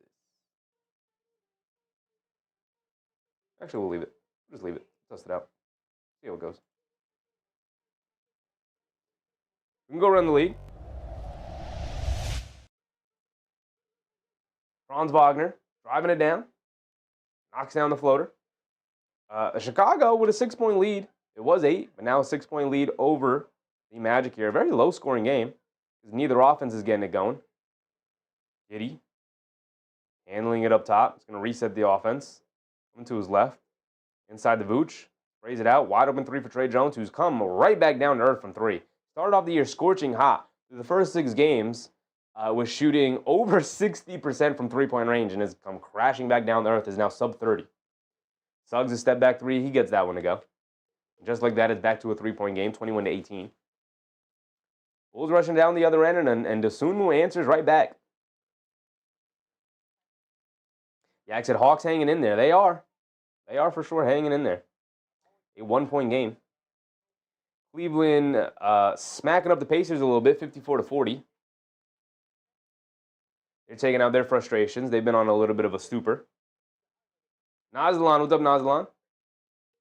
Alpha Almighty Alpha. Got you backwards. What's up, Almighty? Just got back to the hotel. It's 2 a.m. Hope everything's good with you, my brother.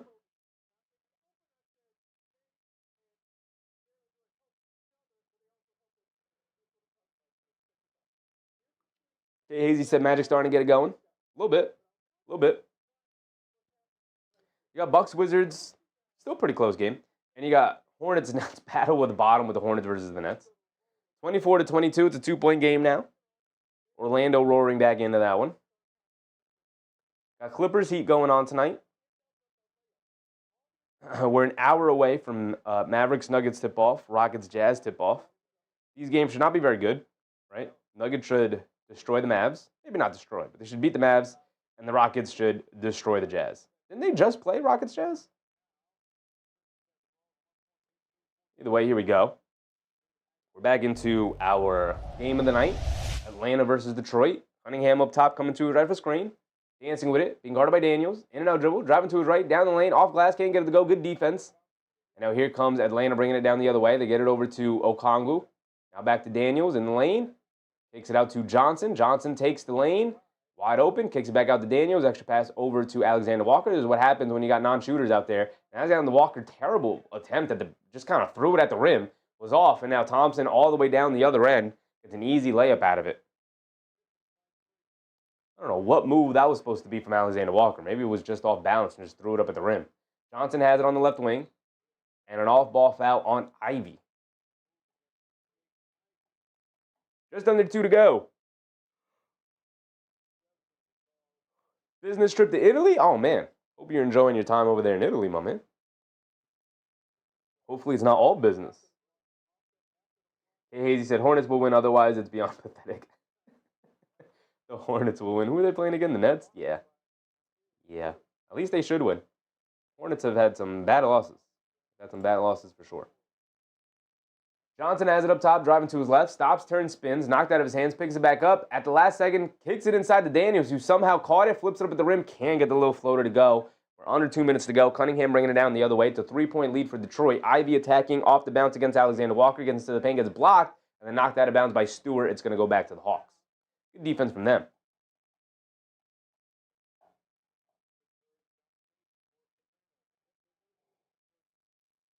Alexander Walker up top. Gets it over to Okongwu. Okongwu coming to his left. Hits Daniels, coming to the rim. Throws up the floater. Got it to go. Good pass from Okongwu. Good slip from Dyson Daniels off the off-ball screen. And we're back to a 1-point game. 1 minute to go. A little over a minute to go. Cunningham picks up his handle. Gets it over to Ivy. Down low to Stewart. Stewart coming to his right. Now faking the handoff. Hands it off to Cunningham. Dancing around the Stewart screen. Daniels getting over the screen. Cunningham coming to his left. Has it in the mid-range. Kicks it out to Ivy, a left corner 3. Quick catch, fire, and shoot. Can't get it to go. And Johnson knocks the rebound over to Okongwu. Quick outlet to Rizachet. Rizachet 1-on-1 against Cunningham. And Cunningham rips him in the open court there. Nice steal from Cunningham. Saved the basket. Cunningham bounce pass to Stewart, who knocks down the little reverse layup in the paint out in transition there. Defense turning into offense for the Pistons there. Daniels has it up top. Gets it over to Okongwu. Down low to Rizachet, wide open under the basket. And Stewart upset with his team, not communicating on the switches there. Great pass from Okongwu yet again. I feel like he's been the hub of their offense tonight for the Hawks. And then Cunningham driving it down, gets fouled by Daniels as he was going for the steal.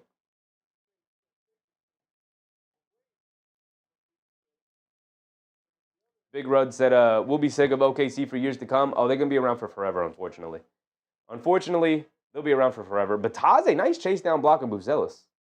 Knocked it out of bounds. Still 2-point game there. 2 minutes to go in that first quarter. Turn on the heat in here, man. It's getting cold.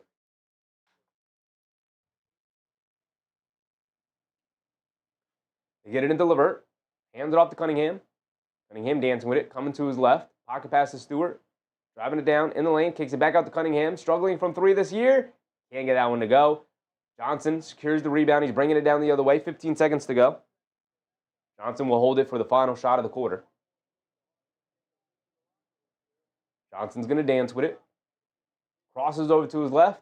Takes a bump. Euros. Throws up a tough floater with the right hand. Can't get it to go. Was hoping for a foul call, didn't get it. Detroit played it well, and that will be the end of our first half here. 50-49, a back-and-forth affair all night long, which is nice. We're getting a close game. This other game, Chicago versus Orlando, we'll move up to the main screen here while we have halftime going on. And we'll go around the league. But 50-49, not bad. Not bad at all. Both teams playing pretty sloppy. Pretty sloppy for both sides. There we go. Now we got as a matter of fact, we can mute this one and put the volume up on this one. We'll come back to our main game when it comes back from halftime. But for now, we'll throw the Magic Bulls up on the big screen there.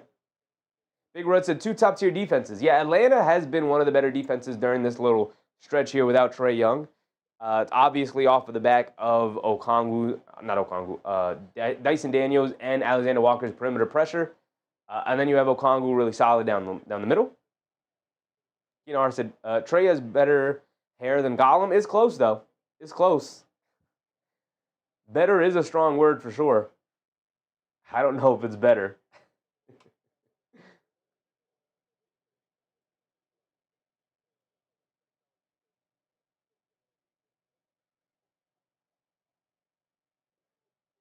Almighty Alpha said, I have 3 days here, then I'll be in France, then 2 weeks from now I'll be home with the family in Ohio. It's always good watching you live. Appreciate you, Almighty. Appreciate you. I mean, we will be live until the end of the Chicago Magic game, so we'll be live a little bit longer tonight. A little bit longer of a stream. It's going to be about a 4-hour show.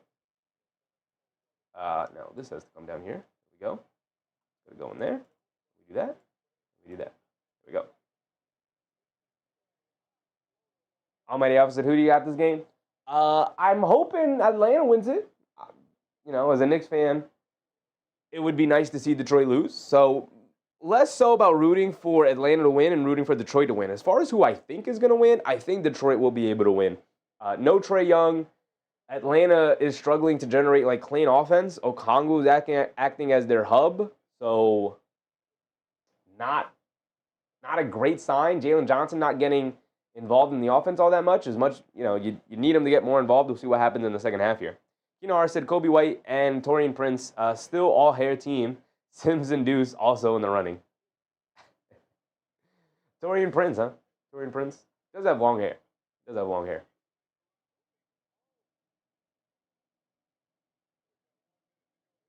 Foong Pei, what's up, Foong Pei?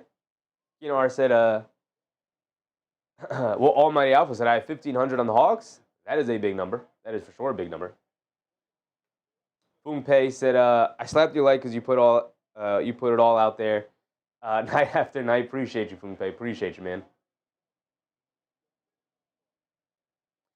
We're going to go around the league a little bit here. So we are at halftime. Go ahead and go around the league a little bit. You got Cavs, Pacers as this game's going on. We're going to the end of the first here. Magic will hold it for the final possession. They're now up by 2, 26-24. As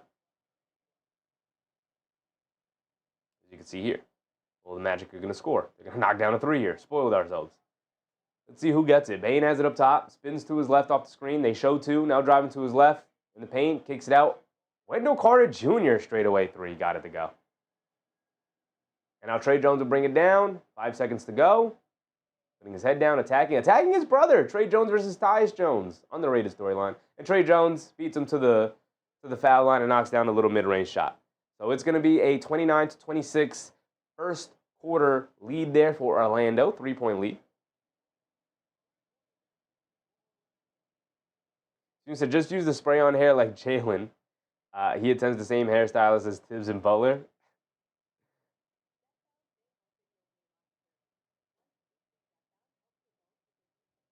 You got Cavs, Pacers, and the Cavs holding them an arm's distance away. Longer than an arm's distance away. They're about to go into halftime. They're up by 15, 66-51.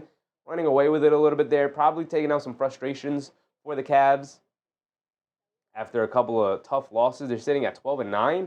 Hovering around 500 is obviously not where Cleveland thought they would be this year. You got Bucks, Wizards. Kevin Porter Jr. is back. He's got 17 points tonight. That's big for the Bucks. They are now up by 8 on the Wizards at halftime. Not a. You'd like to see that be a little bit longer, a little bit higher, a little bit larger of a lead. But a lead is a lead. They could definitely take advantage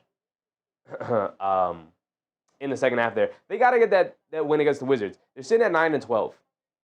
We're talking a lot about records right now. We can open up the standings. We are officially in December basketball, so we are like full throttle in the season right now.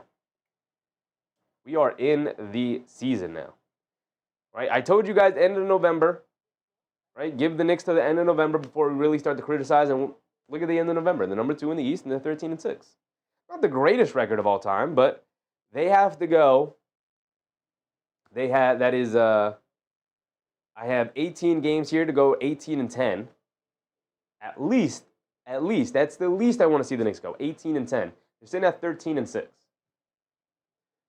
Right? So that's 28 games. They're sitting at 19, so they have 9 games remaining. They have to go at least 5-4. They have to go 500 over their next 9 games. I think they'll do better than 500. Okay, Hazy said you saw Gobert told Brown to shave it off like him. I didn't see that. That's hilarious. Okay, Hazy said better record than last year. For sure.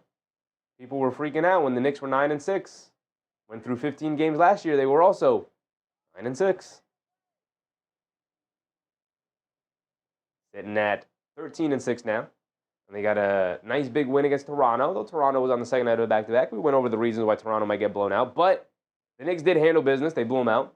They also got a nice victory against the Milwaukee Bucks with Giannis returning and a nice NBA Cup action. And then they took care of business against 2 bad teams with the Brooklyn Nets and the Charlotte Hornets. So that's their 4-game winning streak right there.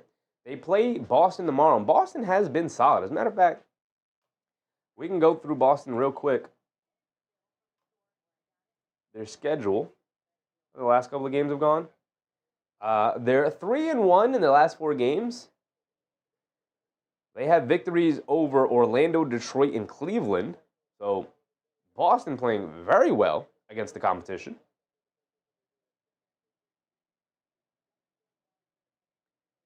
Right? They do have a loss against Brooklyn, and they do have a loss against Minnesota, and that was a close game.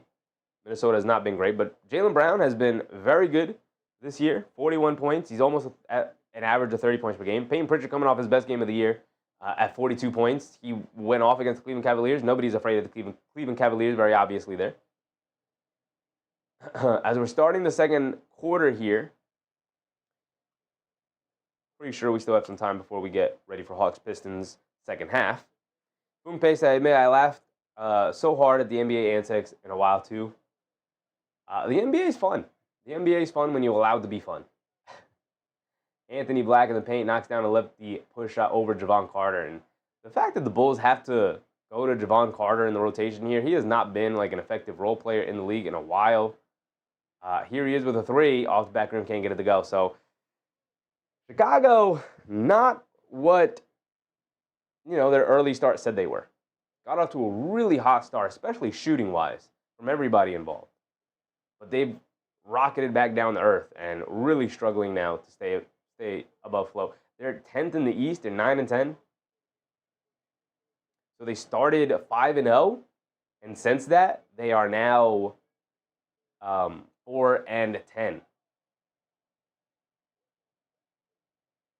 Almighty Alpha said, I have money on big game, number 1 Ohio State versus number 2 Indiana football.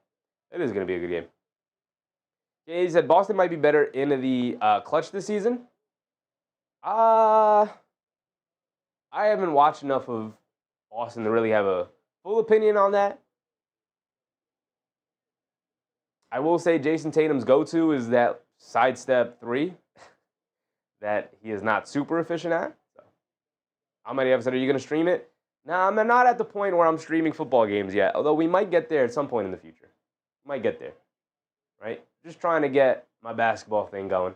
I know basketball far better than I know other sports, than I know football or baseball. So it's easier for me to cover basketball games. Basketball is my favorite sport as well, so it's easier for me to be more excited about these games. But at some point, we will evolve into covering as many sports as possible. But like I said, right now, sticking with the basketball for now. Okay, Hazy said we broke them. I think we just showed what their weakness is to everybody. You just beat them up. You just beat them up physically. And everybody was like, oh, we can beat them up physically? Okay, cool. And so Cleveland, when they play a strong physical team, they just get beaten up. They just get beaten up. And it's still happening to today. You would think that Jared Allen would hit the weight room. You would think, and Evan Mobley has hit the weight room, but just not. Just doesn't have that kind of body type to put on enough strength.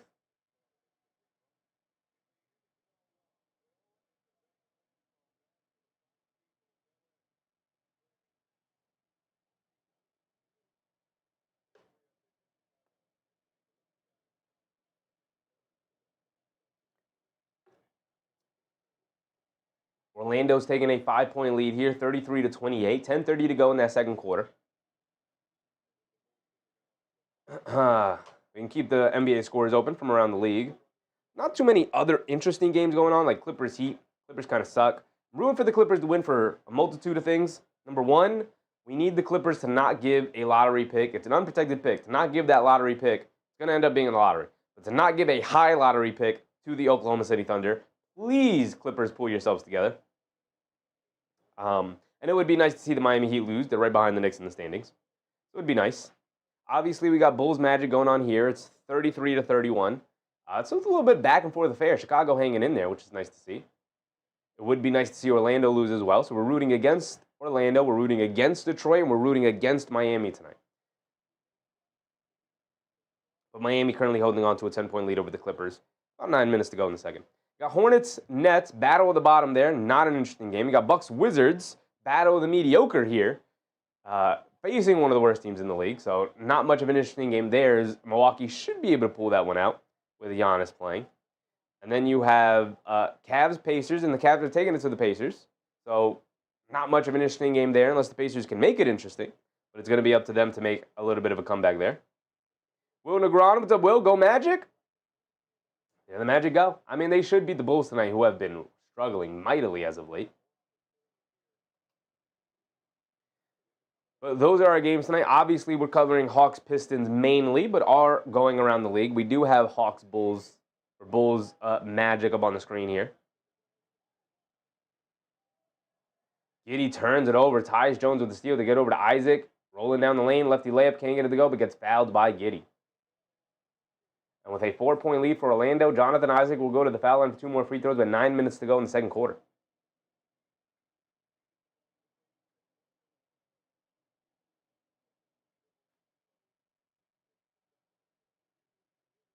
Our late games, not as interesting either. Rockets, Jazz is a little bit of a throwaway. The Jazz suck. The Rockets are great. You got Mavs, Nuggets, a little bit of a throwaway. The Mavs struggling. The Nuggets are great.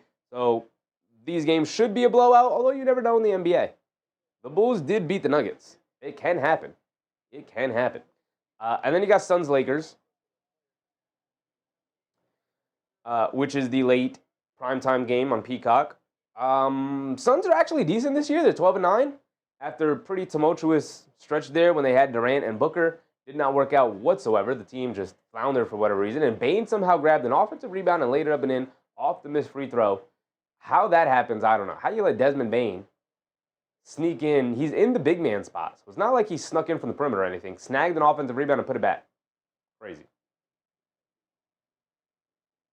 Almighty Alpha said, just don't stream golf or soccer or I'll fall asleep. Golf is a definite no. Soccer, I've never watched a full soccer game, so I wouldn't even know how to commentate it. It would be pretty funny, though, to watch somebody who doesn't know what he's talking about try to commentate over a professional game. Almighty Alpha said, is Curry going to play tomorrow? I could check for you. I could check where they play.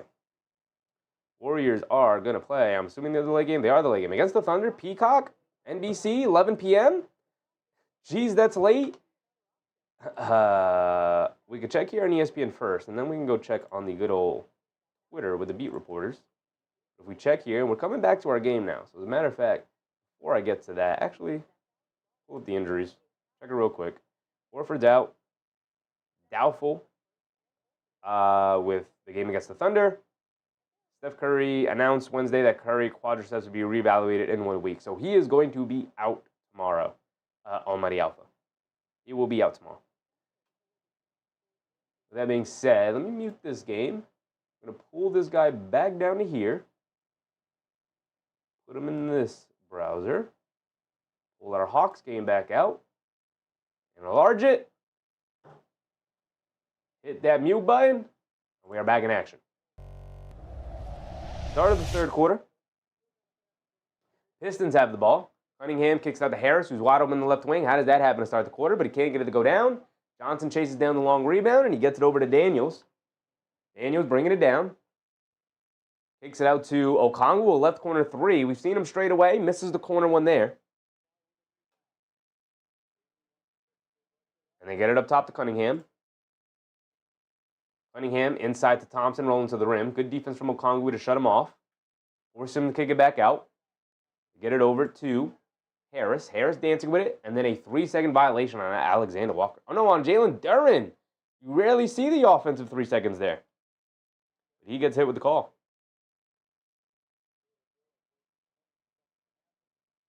Dang, that would be a good game. It would have been a good game. But Curry is out.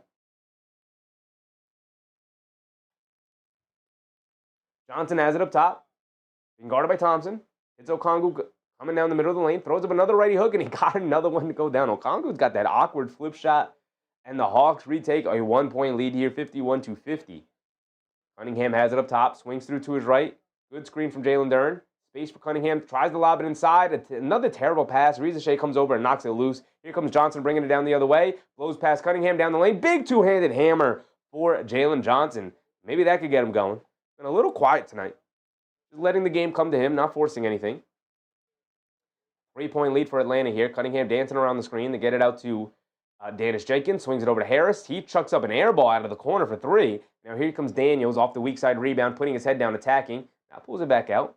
Throws it over to Johnson. Johnson, right wing baseline jumper. Got it to go. And here comes Jalen Johnson. 5-point lead for the Hawks. I like to see it. Cunningham gets it over to Jenkins. Back to Cunningham. Cunningham has it on the right wing. They show double team, and Cunningham dribbles it off his own foot. And the turnovers are piling up for Cade Cunningham. That's got to be, what, his 4th or 5th turnover already tonight. A couple of bad passes. Now just dribbling it off his foot. He has struggled tonight. Cade Cunningham. Why did I go all the way over there? That's not what I wanted. Anyway, Okongwu has it up top. I wanted the box score. Okongwu gets it over to Alexander Walker. Knocked off of his hands. They call it over and back. Pistons did not make contact with it. So a turnover.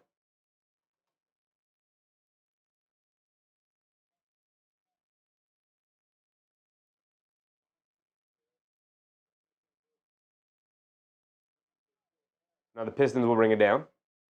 Dennis Jenkins has it up top. Dancing with it against Alexander Walker. Gets it over to Cunningham, driving it down in the lane. Throws up a little pull-up jumper. Got it to go. About 8 feet away. Back to a 3-point game.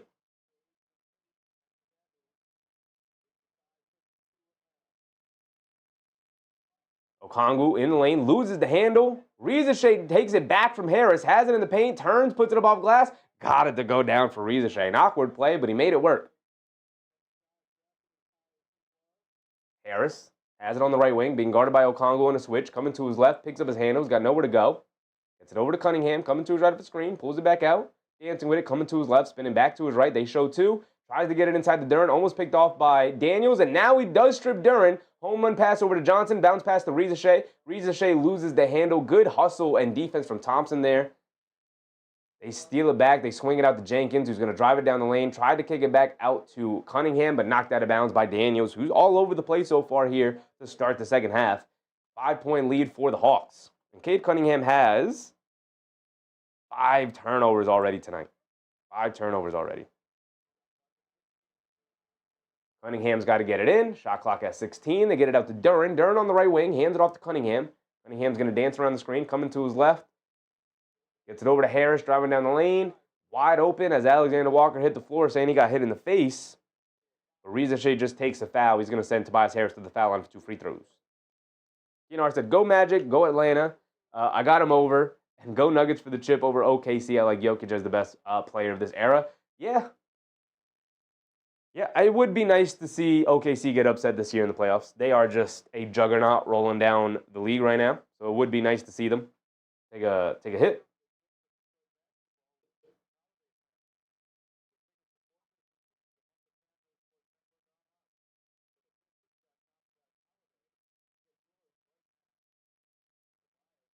Tobias Harris gets both free throws to go. And here comes Atlanta, bringing it down the other way. They get over to Johnson. Johnson has it up top, being guarded by Thompson. Johnson dancing with it, coming to his right, off the screen, turns it over. Good defense from Thompson. Home run pass over to Harris. Harris rolling down the middle of the lane. Big two-handed slam over Alexander Walker. Didn't even want to give him a chance. Didn't even want to give him a chance at contesting that. He said, I'm just going to go in strong with two hands.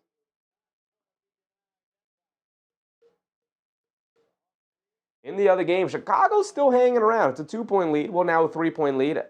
Jonathan Isaac at the foul line for 2 free throws. 37-40. Not a high-scoring game for sure. Both teams struggling a bit offensively. Student said, what's up with Wemby?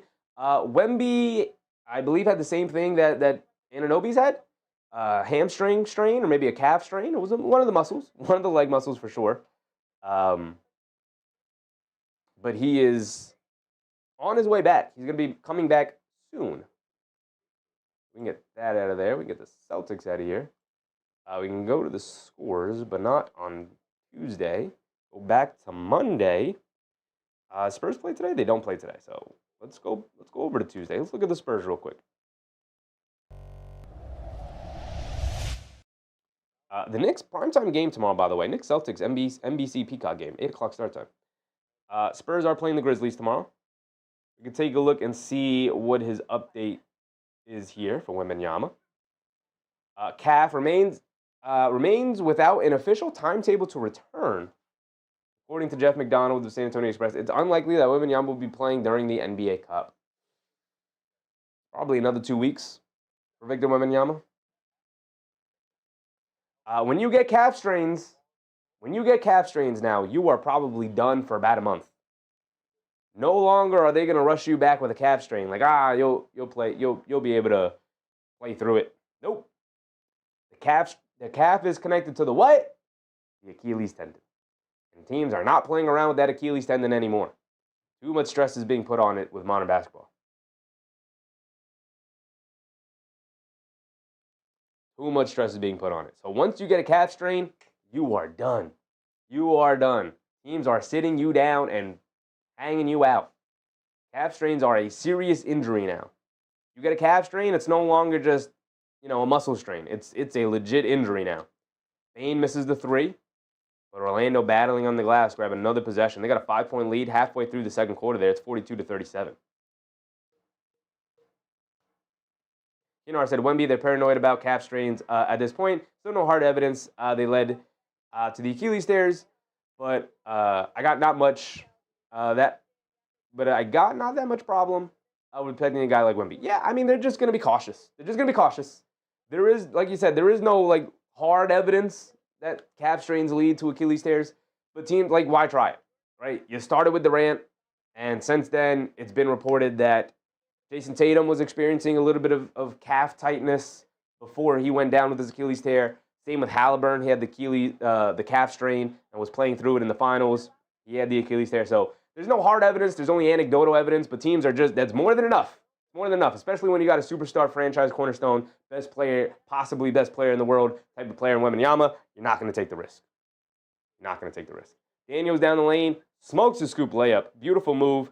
10-cent finish for Dyson Daniels there, and now here comes Cunningham bringing it down the other way. Coming to his left off the Durant screen. They show 2. They get it out to Jenkins. The left corner 3 off the back rim. Can't get it to go. Long rebound. Jenkins able to secure it. Shovels it back out to Cunningham. He's going to put up a 3 off the back rim. Can't get it to go. I would dare Cade Cunningham to shoot it all night long.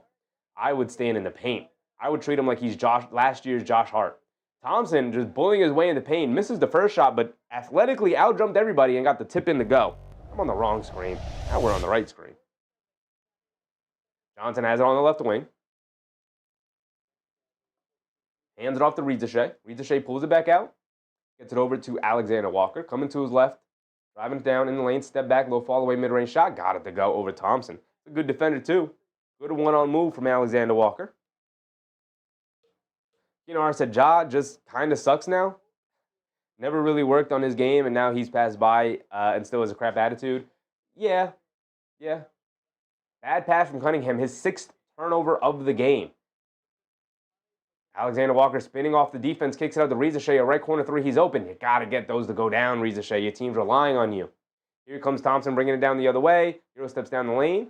Good job closing out the airspace. They swing it over to Jenkins, driving to his right, kicks it out to Harris, an open right wing 3, and he gets that one to go down. 6:30 to go. Forgot to restart the timer completely. We're almost halfway through this third quarter now. Dyson Daniels has it up top. They get it over to Okongwu. Hits Daniels, come back door. Kicks out to Alexander Walker. Extra pass to Jalen Johnson. A right wing 3. He's open. Can't get it to go down, though. Battle on the glass. Jenkins pulls it out. Swings it over to Thompson. Bringing it down. Full head of steam. Gets it over to Cunningham. Pump fakes from 3. I'm Okongwu. I'm just letting him shoot that. I'm not even closing out hard to it. Cunningham has it up top. Picks up his handle. Cross-court pass over to Thompson. Thompson has it in the post now against Reza Shea. Stops, turns, spins. Got nowhere to go. Kicks it out to Harris. Harris driving down the middle of the lane. Stop. Pump fake, pump fake, pump fake. Goes up with the floater. Can't get it to go. Battle on the glass. Knocked out by Duren, but Reza Shea able to pick it up, and the Hawks are bringing it down the other way. Reza Shea is going to wait for his teammates. Gets it over to Johnson. Johnson picks up his handle. Got nowhere to go with. Now he's going to spin. Drive it down on Cunningham. Takes a bump. Knocks down the floater. And the foul on Cade Cunningham. Cunningham having a pretty rough night. One of his worst games in a while tonight for Cade Cunningham. Just not able to get anything going against the size and perimeter defense that the Hawks are throwing at him tonight. Still a 7-point game here for Orlando versus Chicago, 49-42. Under 4 minutes to go in their second quarter. Mark, what's up, Mark? Said, Durant, Tatum, Hallie, now, forget it. Come on, brother. Okay, he said it probably means you're using that leg in a detrimental way. That's probably the connection between the strain and the tear. I mean, the calf is connected to the Achilles. There is no hard evidence for it, but there is anecdotal evidence that obviously calf strains could possibly lead to an Achilles tear. And even if there's a small possibility, an Achilles tear is like a 1.5 year recovery time just to get back to playing basketball, plus another half year to a year of getting back to playing the way you were playing before. So it's about a 2.5 year recovery time just to get back to the player you were. Now, we'll see with, all these guys coming back from that tear. Damian Lillard, we forgot to mention Damian Lillard coming back from his calf strain, playing the playoffs and then tearing it. Nice ball movement from the Hawks. Leads to an open 3 from Daniels, one of the worst three-point shooters in the league, and he misses it. Here comes the Pistons bringing it down the other way. LeVert has it on the right wing, up top to Cunningham, coming to his right of a screen, driving it down in the lane. Got nowhere to go, though. So he spins to his left and knocks out of his hands by Daniels. Excellent hands. Why do I keep stopping the timer? Timer's got to keep going. We are now at 62-63. Score slightly off. My apologies. R said, lots of opportunity for good research here. That's what we're scientists tonight.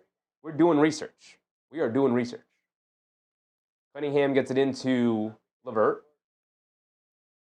LeVert gets it over to Stewart, who's checked in now. They throw it over the top to Cunningham. A bad pass. Daniels picks it off and saves it from going out of bounds. They get over to Johnson. Johnson bringing it down.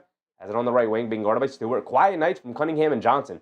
Thought this was going to be the two guys going off tonight, and it's been the exact opposite. It's been all the others for both sides. Mo Gay has it in the paint, leaves it off for Daniels, who rushed the shot. Stewart knocks into the air and saves the rebound over to Thompson. Now here come the Pistons bringing it down the other way. Thompson has it on the right wing, dancing with it against Mo Gay. Going to pull it all the way back out. Gets it inside the Stewart, being guarded by Johnson. Trying to bully ball down his way, and Daniels comes up with yet another steal. Vic Krejci shot out of a cannon, gets it over to Kennard. Jab step, swinging around. Johnson the 3, he's open, and he finally gets one to go down for Jalen Johnson.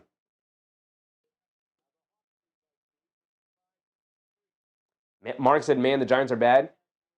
Isn't, what's his name back? Isn't Dart back tonight? Is he playing? Is he playing well? I guess he's playing poorly if you're going to make that statement. Duren down the lane, misses a little floater. Johnson with the rebound. He shot out of a cannon, bringing it down the other way. Johnson, pass fake, got nowhere to go. Throws it inside to Mo Gay. Mo Gay catches it, shovels it back out to Kennard. He's going to set his feet and pump fake. Good hustle from LeVert to close out and close that airspace. Now Daniels 1-on-1 against Duren. They spring it over to Johnson. He's going to put up another 3. He's going to throw up a miss this time.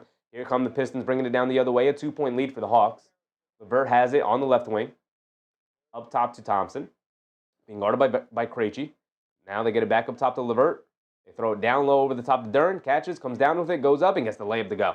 Duren looking for a foul call, too. He's not going to get it, but he does get the 2-point basket. We're back tied up at 65. Under 3 minutes to go. My timer is so far off, but hopefully we'll catch up at some point. Been no stoppages in play here. I like it. Some fast-paced NBA action. They kick it out to Kennard. They swing it over to Johnson. He's going to hesitate from 3 this time and look to drive it in. Stop, turn, fall away. Gets caught in the air and saves it over to Daniels. Shoves it inside the Kennard. He's going to pull it back. Pump fake. Gets it over to Johnson. Johnson jab step. Puts up the right corner 3 this time. And he got it to go just as the shot clock expired. Jalen Johnson now up to 17 points tonight. 10 rebounds, 2 assists. Not dominating the game, but still getting his stats. Cunnigham has it along the right baseline. Feeds Thompson cutting along the back door and gets fouled by Jalen Johnson. And then Thompson falls into Johnson's leg. Johnson hits the floor hard. I just bit my cheek by accident. That's why you saw me stumble there. Mark said down 10 already. Game started like 10 minutes ago. Oh, really? That quickly, huh? Is Dart playing? Right, he was clear from concussion protocol, right? Is Dart playing? Did they have him out there? Or did they just go with Winston? We got 2:18 to go. We're going to let our timer finally catch up here. 3-point lead for Atlanta, 68-65. Neither team necessarily playing all that well.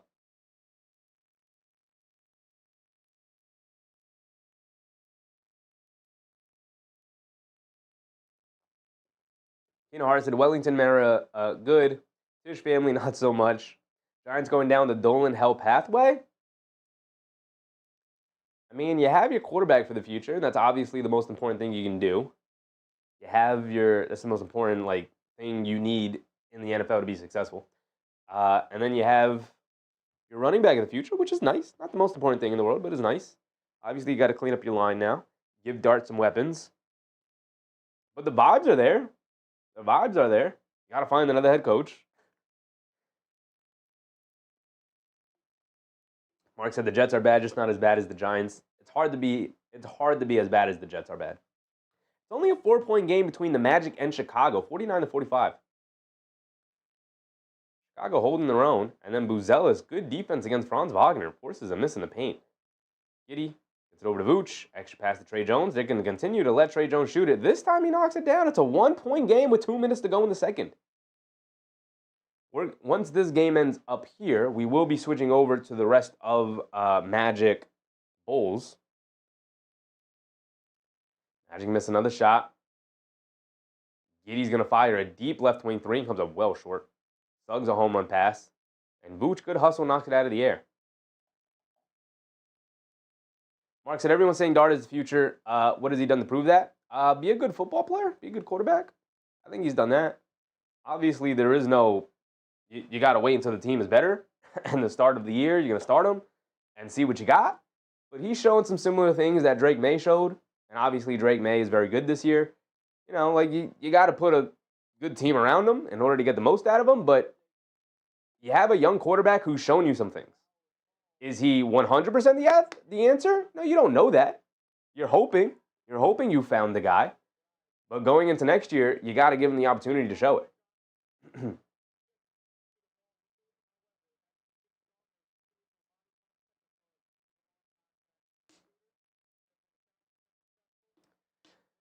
The Hawks used the challenge here. Unsuccessful challenge. Dart is suspect, says Susan. I get it. It was a clean block from Johnson, but then there was contact after the clean block is what they're saying. I mean, it's a clean block up top. And he makes some body contact. I don't know. That looks like a clean block to me. Looks like a clean block to me. Mark said, Dart just got tagged on the sideline. That's not good. Can we keep this guy away from contact? Maybe he's the answer, maybe he's not the answer, but you're not going to be able to figure it out allowing this guy to just get smoked on every other play. Even when he's not involved in plays, he's getting knocked all over the place. Right? You're not going to be able to find out if he's the answer or not if you don't keep him healthy. He's going to go the Tua route at this rate. Thompson at the foul line knocks down both free throws. It's a 1-point game. Our timer finally caught up. It's a 2-point lead, and Chicago's taking the lead 51-49. Rooting for a Magic loss, obviously, and rooting for a Pistons loss. It would be a good night if we can get both of these teams to lose. Here comes Keaton Wallace, has it up top, being guarded by Thompson. Thompson almost picks his pocket, and then Thompson dives for it and then ends up fouling Wallace. Pretty reckless dive there from Thompson, right into Wallace's ankles. Wasn't super reckless, though, but it was pretty reckless. That guys end up rolling their ankles.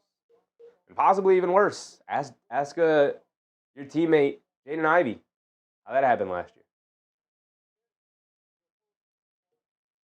You said Jordan Love is good for the Green Bay Packers are coming up. I do like Jordan Love a little bit. I do like him. Mark said Twitter, I'm sure we'll have it in a minute. Probably. Keaton Wallace has it up top. Gets it over to Okongwu. Hands it off to Krejci. Coming to his left off the Okongwu screen. Driving it down. Stops, turns, spins. Got nowhere to go. Good defense from Ivy. Hits Moget Kun back door. And almost a turnover. He saves it right to Ron Holland. And now it's a 5-on-4 over to Cunningham. Over to Ivy. Ivy gets it back to Cunningham. Cunningham kicks it out to Ron Holland. He hit a 3 before. Now puts another one up. Way off on that one. Luke Kennard with the awkward rebound, bringing it down the other way. Kennard has it on the right wing. Quick crossover to his right. Driving it down. Has some space. Kicks it out with Okongwu. Another wide open 3. He comes up short on it. Long rebound back to Okongwu. He's going to drive it down right into Stewart. Puts it up. And Stewart with a nice block shot. Okongwu thought he created the space, but Stewart able to close it off. And Cunningham down the lane. Euro steps and gets the layup to go. The Pistons back up by 1. A back and forth affair for sure tonight. Keaton Wallace has it up top, dancing with it, being guarded by Ivy. Being guarded by Thompson. No, by Ivy. Excuse me. I was right the first time. Okongwu tries to hand it off to Wallace, and Ivy knocks it off of Wallace. Good hounding defense from Jaden Ivey there. And we're now under a minute to go. And Chicago still with a 1-point lead. They're going into halftime, and we're going to the end of the fourth quarter here. Jaden Ivey bringing it down against Keaton Wallace. Has it up top, being guarded by Wallace by the half-court line. Coming to his left off a high Stewart screen. Ivy dancing with it.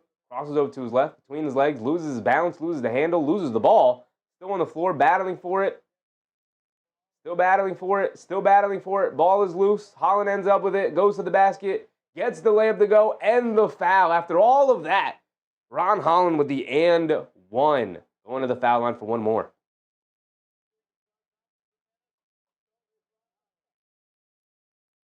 So we're tied at 53 going into halftime. Chicago and Orlando. In a dogfight. In a dogfight.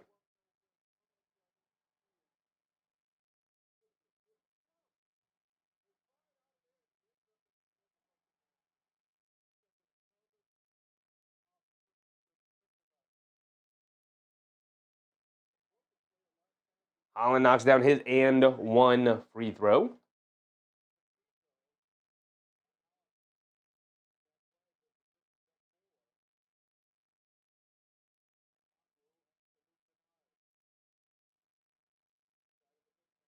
Okongwu kicks out to Kennard, driving to his right, down the lane, leans in, gets stripped by Cunningham, and now Cunningham bringing it down the other way. Final 15 seconds. Driving it down in the lane, kicks it out to Levert, pump fakes, driving it down. Off glass, got it to go. And just like that, a quick 6-point lead opening up for Detroit. Final possession here for the Hawks. Get over to Okongwu. Just going to chuck up a 3 straight away. Comes up short, and that's going to be it at the end of the third. Rough stretch there for Keaton Wallace, who just got overpowered there by the perimeter defense of the Detroit Pistons. Not a good lineup for Atlanta. Not sure what Quinn Snyder was cooking up there.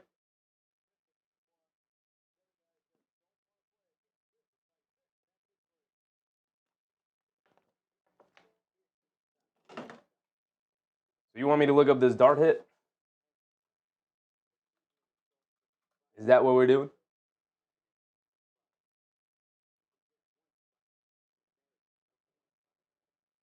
I said, damn it, I want the Atlanta dub. I'm with you, I'm with you. We still have 12 minutes to go. Full quarter to go. This is tomorrow's slate of game.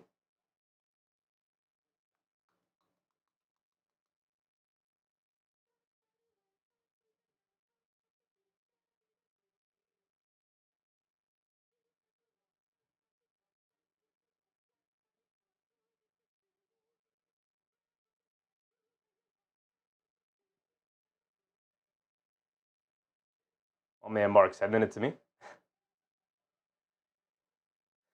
They're definitely going to hit me with a coverage rate on this. Oh, my. What are you doing? And then a scrum breaks out because you hit my quarterback. He's a runner, though. He's a runner. Brother, you got to get out of bounds, man. Appreciate you, Mark. Thank you for that. Very easy to find. Yeah, it's a clean hit. He's a runner. What are the Giants? I guess you got to protect your quarterback. Oh, yeah, my God. But, like, it's a clean hit. He's a runner. Step out of bounds. Step out of bounds. Start doing too much. Your season's over. The Giants' season is over. They're not making a playoff push. Clean hit. Step out of bounds. Step out of bounds.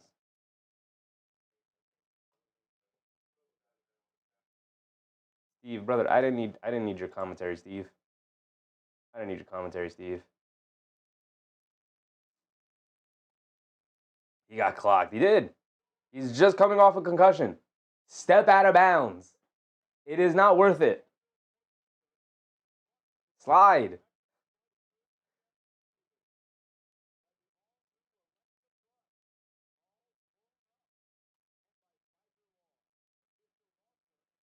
Are the Giants mathematically eliminated? Are they mathematically eliminated? They're 2-10. Yeah, they're done. They're done. I didn't even realize they were 2-10. They're done. And start of the fourth quarter, immediately, Jalen Johnson goes to the basket and gets an and one. Why are you taking a big hit? You're done. You're done. Greg May, 6 for 9, 75 yards already. How is Dart throwing it, though? He's 3 for 4, 19 yards. Couple checkdowns. Your season's done. Just step out of bounds. It ain't worth it. Right? You're out there to continue to learn and get ready for next year to show that you're a legit starting quarterback. You don't have to fight for every single yard in game 13 where you're down 17-0. Disgusting. Disgusting. Just poor decision making. It's going to end up being like Tua. I'll tell you that. I'll tell you that. Here we go. We're back into it. Johnson got his and one free throw to go as well. So here we go. Fourth quarter. Ron Holland down the lane. Scoop play with the right hand. Got it to go over Johnson.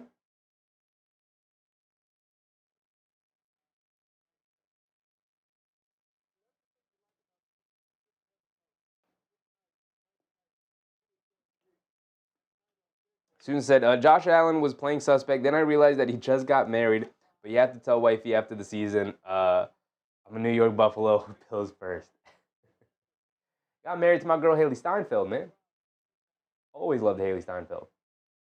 Josh Allen might have to be my new favorite player in the league. Just for that. Just for that.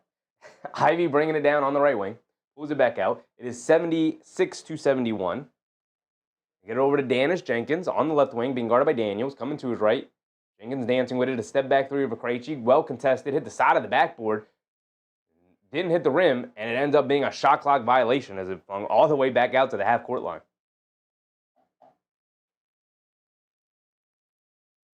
Mark said Josh Allen killed me this week, about to drop his butt. Couple disappointing years from some star quarterbacks, man. Mahomes not able to uplift the Chiefs. Josh Allen starting to struggle with the Bills.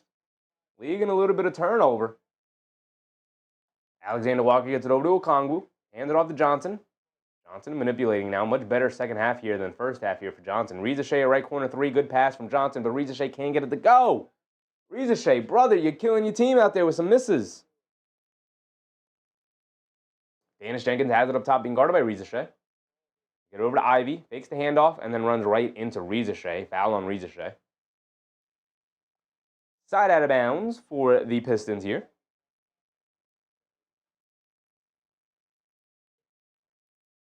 (76-71).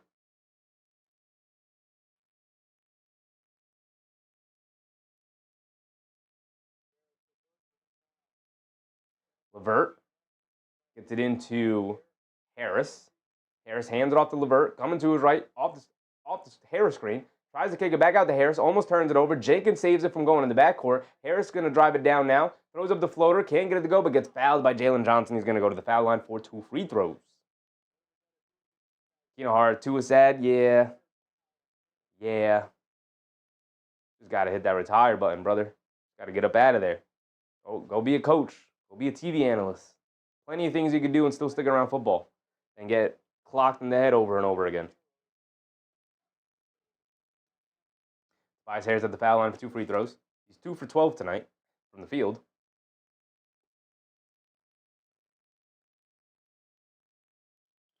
Knocks the first one down. He's got another one coming.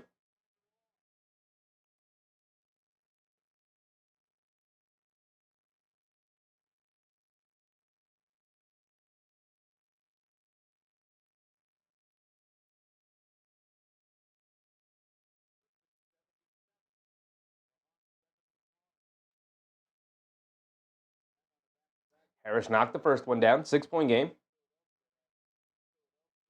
Knocks the second one down. 78-71. 10 minutes to go. Got Dyson Daniels on the bench. Alexander Walker in the game, along with Vic Krejci, Moget, Rizachet, and Johnson. Alexander Walker, a fall-away mid-range jumper, got it to go. Says something to the crowd here in Detroit. Dennis Jenkins up top being guarded by Alexander Walker. Coming to his left off the Stewart screen. Pulling it back out. Now coming to his right. A lot of confusion here for Atlanta. They get it over to LeVert. Driving to his right on Krejci. Stops, pump fakes, fall away. Beautiful move. 10-cent finish as he can't get the little fall away jumper to go. And now here comes Atlanta bringing it down the other way. Johnson up top. Leaves it off for Krejci. Back to Johnson. He's going to take the lane and drive it. Scoop play with the left hand. Can't get it to go. Stewart, maybe another block. And then Stewart, another block, but he gets fouled by Harris. So he'll go to the foul line for 2 free throws. Isaiah Stewart all over the court defensively tonight as a rim protector. Phenomenal rim protection from Isaiah Stewart so far tonight.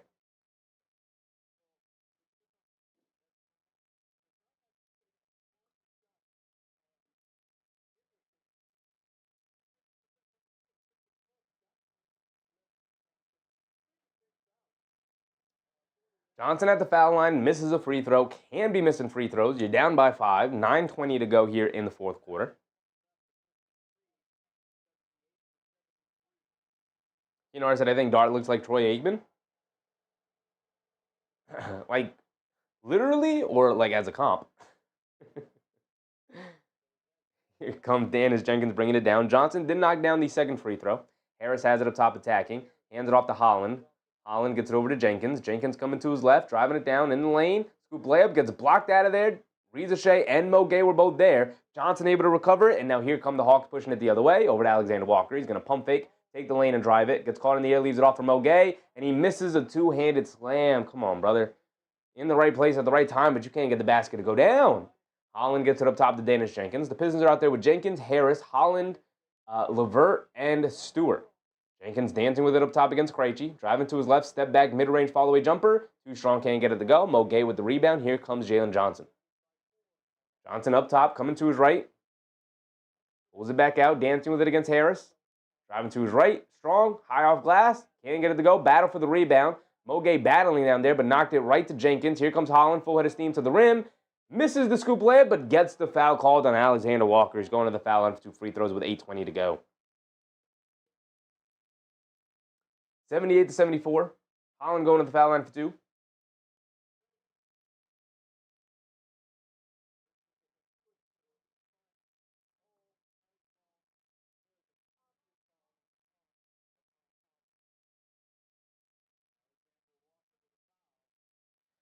So Holland at the foul line for 2 free throws. Holland knocks down the first free throw. Holland actually a pretty good free throw shooter, despite the fact that his jump shot is just not there from the perimeter right now. Maybe a sign that it will come around eventually, but as of right now, not there. You know, I said Rizachet has to be one of the most more disappointing first picks. I don't think he is, just because I think they knew what they were getting. It was a very weak draft. And I think Rizachet is like a serviceable role player right now with more upside with development. But they knew what they were getting with him, which is why I don't think they're disappointed. They're obviously hoping that he'll develop into maybe a star-level player, maybe a borderline star-level player, but I don't think they're disappointed with what they're getting right now. Disappointment more comes from expectation. I think they had the proper expectations. As Alexander Walker answers with a 3 after Holland knocked down both free throws. So it's now a 3-point game again. Ron Holland the other way. Euro steps and knocks down another floater as the Hawks don't get back on defense. Ron Holland causing havoc here just with his hustle. Johnson up top coming to his left. Raise it over to Alexander Walker, being guarded by Holland. Swings through to his right, step back, fall away baseline jumper for him. Got it to go. Who taught Alexander Walker these mid-range pull-up jumpers, man? They are sweet. Nothing but net. Constantly, over and over again tonight. He's up to 17 points. Cade Cunningham is back in. He's bringing it down, being guarded by Daniels, who's also back in. Jenkins dancing with it, being guarded by Keaton Wallace. Coming to his right. Kicks it out to Harris. Back out to Jenkins, being guarded by Wallace. They get it back to Harris. High post, jab step, fall away mid-range jumper. Off the front of the rim, can't get it to go. Alexander Walker with the rebound, gets it over to Johnson. Johnson coming to his right, being guarded by Harris. Takes the bump, pulls it back out. Johnson's going to look to dance with it. Coming to his left off the Alexander Walker screen. Back to Alexander Walker. No hesitation, straight away three. Got it to go down over Cunningham. Didn't run him off the line, and we're back tied at 82 now. And Alexander Walker is fired up, as I have not restarted my timer. He is fired up. We're approaching the halfway point here in the fourth quarter. Cunningham driving it down, spins off of Johnson in the lane, puts it above glass, can't get it to go. Keaton Wallace comes over the back and snatches the rebound away from him, and he's off and running, bringing it down, riding the wave, hands it off to Daniels, gets bumped at the foul line, throws up the floater, and one for Dyson Daniels, coming to his left, throwing it up with the right hand, got it to go down. He's going to the foul line for one more. As now the Hawks have retaken the lead. They have retaken the lead. Sarr clearly better than Reza Shea. For now, he is. I would have taken Alexander Sarr with the number 1 pick. I did like him coming out of that draft. Didn't love him. Didn't love anybody in the draft. But, for now, this is year 2. Only year 2. And they're both. Sarr is looking really good, and Reza Shea is fine. We talked about it in the pregame. Reza Shea's fine. He's not great. Not bad. Tonight he's been pretty bad. Is he in the game right now? He's not in the game right now. I can't buy a basket, but he's fine. He's fine. It's only year 2. He's got all the tools. He's got all the intangibles. He is trending upwards in his career, but, can't make that determination after 2 seasons in the league. We'll see how their careers pan out. It was a tough draft. It was a tough draft, man. There was not a lot to go off of in that draft.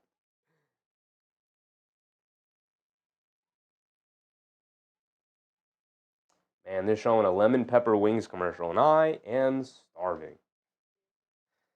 I am starving.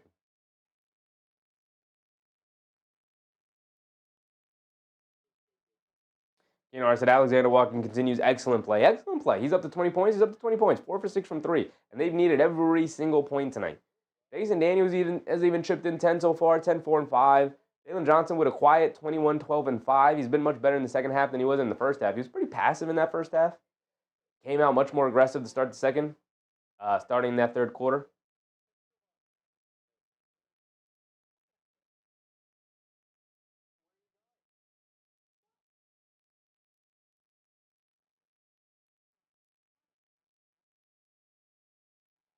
He said Isaiah Stewart seems like he attended an anger management class in the offseason. So far, so good. Yeah, he hasn't gotten into any altercations at all, I don't think.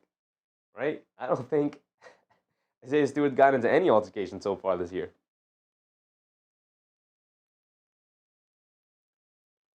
Okay, he said Bulls still keeping pace. Good point. Good point. Pull the game back up over here. It was halftime, but we are back. Been back for a while.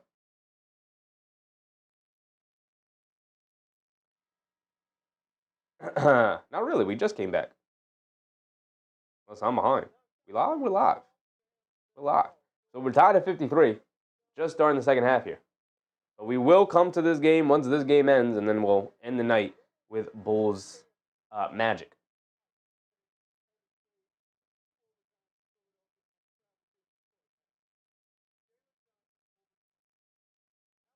Duren leading the way with 18 points, and Ron Holland not far behind with 17 points. Cunningham with only 10.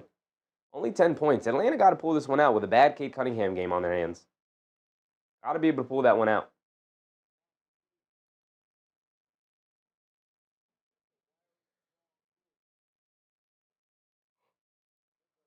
Daniels at the foul line for his and one free throw. Misses it. Okongwu with the offensive rebound. Kicks it out. Swing it over to Alexander Walker. Dancing with it. Pull up 3 over Cunningham. Can't get it to go. A little bit of a heat check shot there. And now here comes Detroit bringing it down the other way. A 2-point lead for Atlanta here. Get over to Cunningham. He has it up top, being guarded by Daniels. Cunningham coming to his left. Driving it down. stops, kicks it out to Jenkins, pump fakes, driving to his left on Wallace, stop, turn, spin, follow away jumper over him, a tough shot, gets it to go down on a nice friendly roll off the front of the rim. Tied back at 84. Here comes Johnson bringing it down. We are now at the halfway point of this fourth quarter, and the game is tied. Johnson bump Euro, got the floater to go. Hawks keeping pace, pushing forward. First team to get a stop. We've been trading baskets all night long. Duren has it up top, being guarded by Okongwu.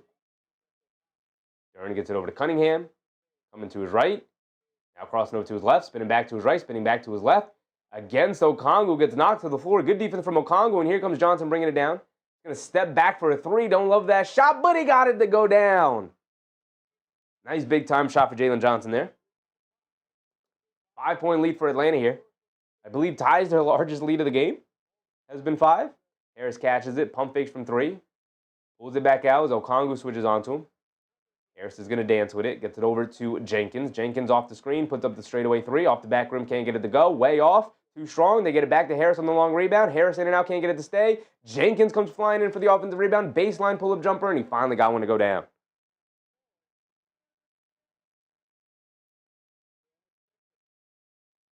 And Chicago with the 3-point lead, and they're bringing the ball down here in this third quarter. Taking it right to the Magic. Johnson has it on the right wing. Coming to his right off the Keaton Wallace screen. Takes it out to Wallace. Driving to his left. Gets it over to Alexander Walker. He's going to pump fake. He's got a lane. Takes it. Gets swatted by Thompson. A lot of contact. No foul call. And here come the Hawks. The Pistons bringing it down the other way. Jenkins attacking. Alexander Walker smokes a layup. Duren picks up the offensive rebound. Kicks it out to Jenkins. They leave him open. He's going to put up another shot. Can't get it to go. Jenkins doing a lot of shot taking so far here in this fourth quarter. We're winding it down.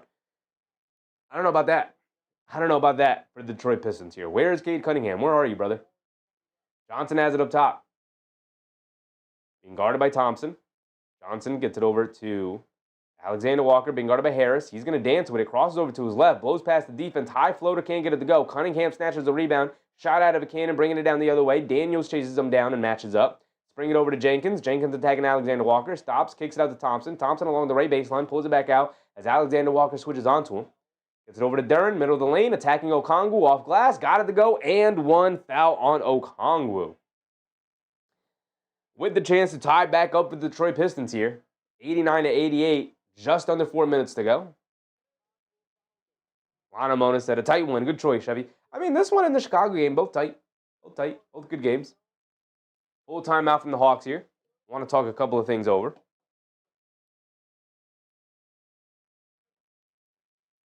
Hold on. Do I have... Hold on.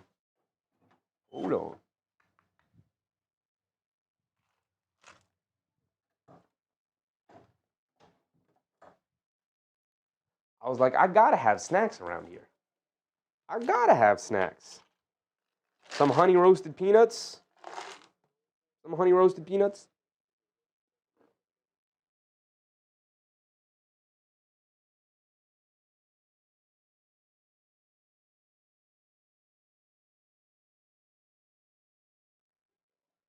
Just needed something.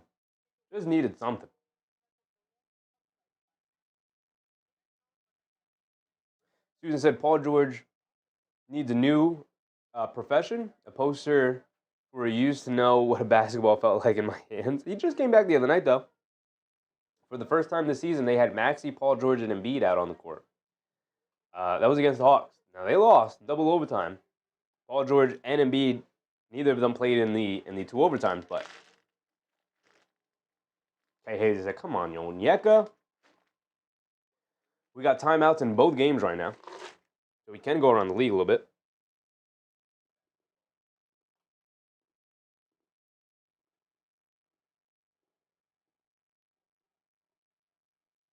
Cavs beating up on the Pistons, on the Pacers. Though it's only,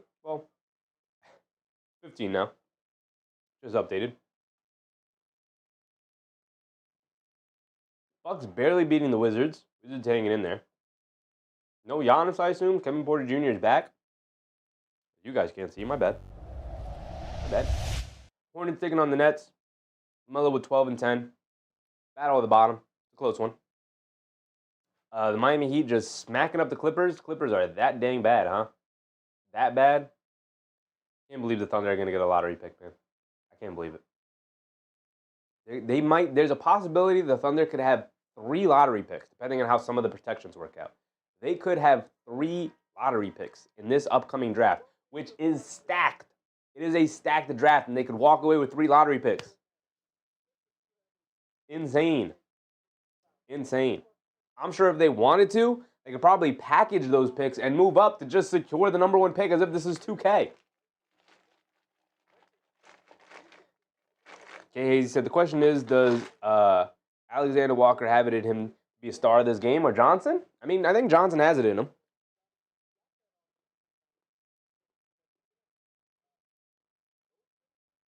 We've seen Alexander Walker be clutch before this season. Can they do it against as good of a team as the Pistons are? The Pistons are not playing a very good game. Neither are the Hawks. But Duren knocks down his and one free throw, tying it back up at 89. Here we go. Time ticking down, and we are tied up. Jalen Johnson, a straightaway 3, comes up short. Battle for the rebound. Thompson pulls it out. And All-Star Thompson bringing it down. Thompson up top gets it over to Cunningham. Cunningham, jab step, coming to his left, off the screen, driving it down against Okongwu. One-legged fall-away jumper, got it to go. Welcome back to the game, Cade. It's been a while. Welcome back to the game. You're going to need you. Struggled all night long, but this is when stars step up. You get over to Wallace, jab step, coming to his right, pulls it back out.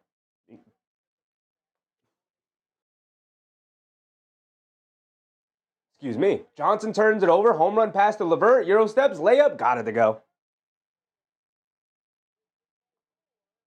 4-point lead for the Pistons. Under 3 to go. Daniels crosses over, spins, kicks it out to Johnson, up top to Okongwu, hands it off to Alexander Walker, coming to his left, spins to his right, turns it over again, back-to-back turnovers. Pistons dialing it up offensively, or defensively. They get over to Duren, and Duren with the little reverse dunk in transition, 95 to 89. End a foul? End a foul? End an and one foul? Oh, brother. Atlanta throwing this one away. Duren going to the foul line for one more free throw. Another and one. Okay, he said, and they'll eventually have to trade stars for more picks. It's crazy. It is crazy that they were able to build the team that they were able to build. And still have their treasure chest of picks. It's crazy. Cunningham knocks down, Duren. Oh, no, Cunningham knocked it down. There was an off-ball foul. Duren gets a dunk, but then Cunningham had the free throw. Knocked it down. Weird foul call there. But 2:30 to go. Okongwu has it up top. Hands it off to Alexander Walker, dancing with it against Thompson. Thompson, obviously a very good defender. Coming to his left off the Okongwu screen. Attacking Duren. Kicks it out, cross-court over to Johnson. Fly-by defense. Good defense. Forcing him to give it up over to Daniels. He's going to drive it in the lane. Throws up a high floater just as the buzzer expired. Way off, and Stewart with the rebound. And Detroit looks like they might be able to pull this one out with just 2 minutes to go. A 6-point lead and possession of the ball. A 6-point lead. Cunningham driving it down. Up top to LeVert. LeVert thought about shooting it, man. You know LeVert thinks he's the man. Nobody's confidence higher than Karis LeVert on this court right now. They shovel it over to Stewart. Kicks it out to Cunningham. He's been off all night, but Cade Cunningham comes up short. Here comes the Hawks bringing it down the other way. Telling me there's a chance. Johnson puts up the 3 and gets it to go. You're telling me there's a chance. 95. Why is my score so off? 95 to 92. 3-point game, y'all. 3-point game. Cunningham bringing it down. Has it up top, being guarded by Daniels. Cunningham coming to his right. Wallace switches onto him. Sprays it over to LeVert. Puts up the 3 over Daniels. Too strong, can't get it to go. Okongwu snatches a rebound. Good rebound from Okongwu. You need these rebounds right now. Wallace bringing it down. Saves it out to Johnson. Johnson, cross-court pass. Alexander Walker, open. Corner 3. Nothing but net. And we're tied up at 95. You're telling me there's a chance. 1:10 to go. Cade Cunningham has it up top. Being guarded by Daniels. Dancing with it. Cade coming to his right. Pulls it back out. Driving it down against Daniels. Gets to the foul line. Fall away mid-range shot. Got it to go. Cade Cunnigham. This is when stars need to step up and be stars. You haven't had the shot all night long, but you got to step up and win this one for your squad. Johnson has it up top.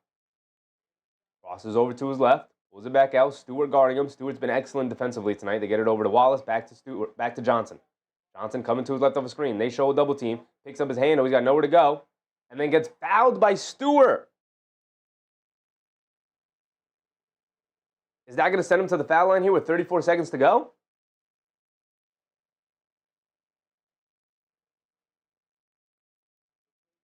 Does that put them in the bonus? No, the first foul in the last 2 minutes. So it's side out of bounds for the Hawks here with 34 seconds to go.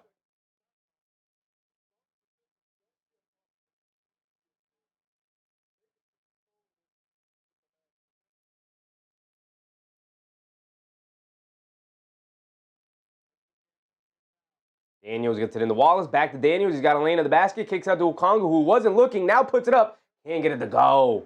They went for the win. They went for the win on the road. They're going to play straight-up defense here. Cunningham bringing it down. Maybe they're going to try and force it out of his hands, and then Cunningham spins off the defense down the lane. Reverse layup. Got it to go, and that might be the dagger right there. They're up by 4 with 17 seconds. Woo.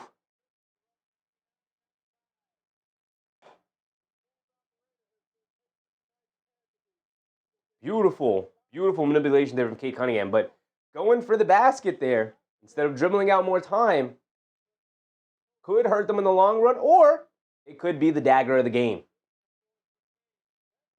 We're just going to see. Cade said, damn, it's over. I mean, there's 17 seconds left. What if they knock down a 3? It's a 1-point game. You played the free throw game. See what you could do. Both teams have 2 timeouts. Well, Atlanta uses a timeout now, so now Atlanta with 1 timeout and Detroit with 2. Checking on our Chicago-Orlando game here.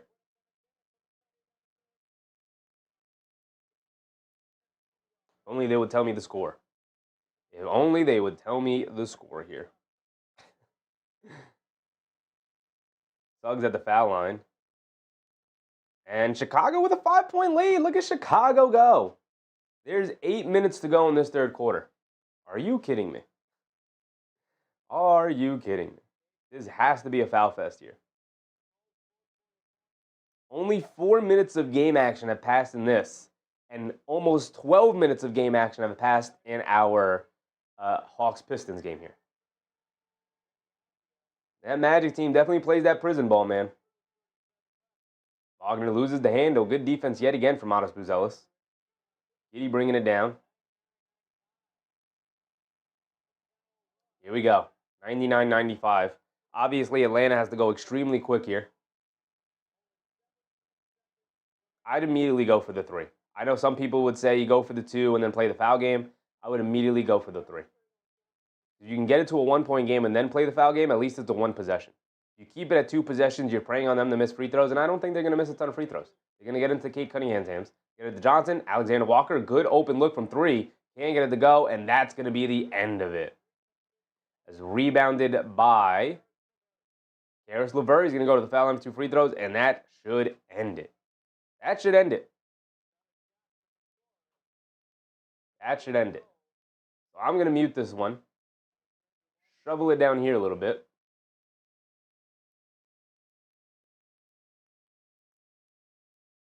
And then we're going to pull up the Chicago game and put that up there. And we'll get to the rest of the Chicago game tonight. Chicago versus the Magic. We'll have the end of the game here just to keep an eye on it as LeVert misses a free throw. Hold on. Hold on. Carter Jr. gets blocked from behind. Here comes Giddey bringing it down the other way. 12-point lead for Chicago. Wow. So we might not get a Detroit loss, but we might get a Magic loss. Soon we're driving it down out to Giddey. LeVert missed the first free throw. We got one more coming. Bulls are beating them up. They turn it over there. Throw it over to Franz. He's going to get an easy dunk out of it. It's only a 10-point game with 6 minutes to go in the third. Johnson, Alexander Walker, a 3. Got that one to go with 1.2 to go, but that's not enough time. Not enough time. Unless they can force a turnover right here and call a timeout. Nope. Pistons are going to use their timeout. Student said the Bucks are tied? Oh, brother, these Bucks. These Bucks. So it looks like now that we're done with this Hawks-Pistons game, although 1.2 left, they can get a steal and a chuck and maybe make some magic happen. Who knows? But we'll keep an eye on it. Still got it up over here. We'll go around the league a little bit. Oh my, the Clippers, what are you doing? Do you not have any pride? Do you not understand that you're giving your pick over to OKC? Clippers. You can't get smacked up like this. 69 and 105? It's embarrassing. You're not embarrassed? You're not embarrassed. You're trying to tell me that you're not embarrassed with a performance like this. Who is Yannick Conan Niederhauser? Who is that? And why is he playing? No offense to him. Cade, and I'm sure the Pistons step it up against better teams because this wasn't great. I mean, they just, they're a grinded out team. They're not a great offense. They're a really good defense. They try to beat you with metal bats all night long. Like that is their game plan. And Atlanta's not bad. And they're coming off, it was the second night of a back-to-back for Atlanta, and they hung strong. They almost pulled this one out. Going to end up being a one-possession game here. They do have a timeout, so they can theoretically get a steal and call a timeout. It is a 15-point beatdown from Chicago over Orlando. You're not over yet.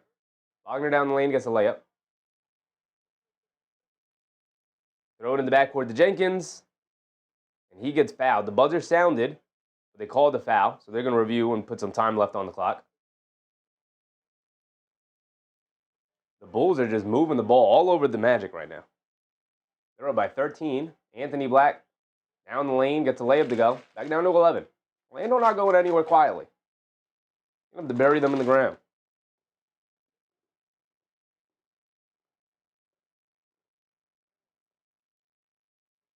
Jordan Phillips to the basket, gets fouled. 4.5 to go in the third for them. Cavs taking on the Pacers here. And the Cavs are going to be able to pull that one out. Unless an epic collapse happens. They've led by about 15-16 all night long.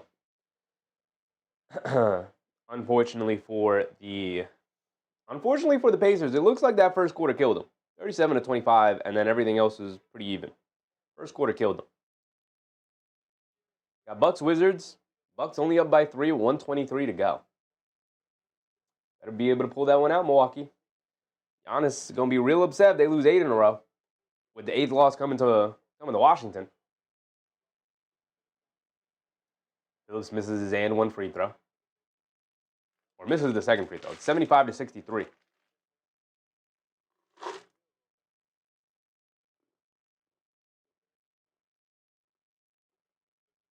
Anthony Black driving it down, misses a layup. Another more good defense from Chicago here. Sunmu back up top to Jones. Coming to his left, driving it down, kicks it out. Phillips, the left corner three. Can't get it to go. Here comes Orlando. They put .4 back up on the clock for the Hawks here. With Jenkins at the foul line. Missed the first one. Misses the second one. Rebound, timeout. Rebound, timeout. Wow. Dennis Jenkins. Brother. I don't think .1 came off the clock. They might be generous and give them .3 for the Hawks, so you could technically get a catch and shoot. But it looked like, no, they're going to put .1 on the clock. They put .1 on the clock.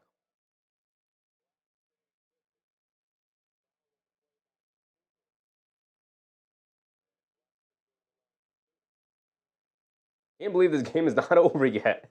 They put .1 on the clock. Atlanta has the ball. Oh, they're going to check. They're going to do the unofficial review and see how much time is actually left on the clock. We might get a Miami Heat Cleveland Cavaliers situation where Miami won it at the buzzer off a lob pass because they had less than 0.3 seconds left on the clock. But the Pistons should be smart enough to know, and they got Stewart and they got Duren. They should be smart enough to know, just pack everybody in the paint and don't allow a lob.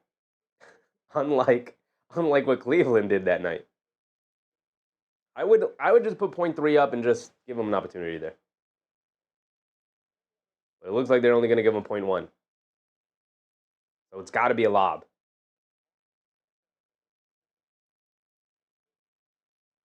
Dude said, are the Clippers really the Nets in disguise? They might be. They might be. They only put 0.1. They got to throw a lob in. The Pistons are packing the paint, exactly what you should be doing.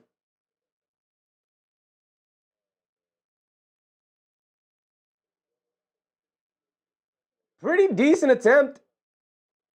Pretty decent attempt. They lobbed it up. Johnson got his fingertips on it, but obviously it was difficult. It was not a clean look, and he just, kind of tried to tip it towards the rim. Not a bad attempt, but they couldn't convert it, and so Detroit will walk away with the victory. 99-98 in a really ugly, grinded out, tough dogfight of a game. Atlanta did a great job hanging around. Second night of a back-to-back off a double overtime game last night, missing their best player. Detroit able to hold on.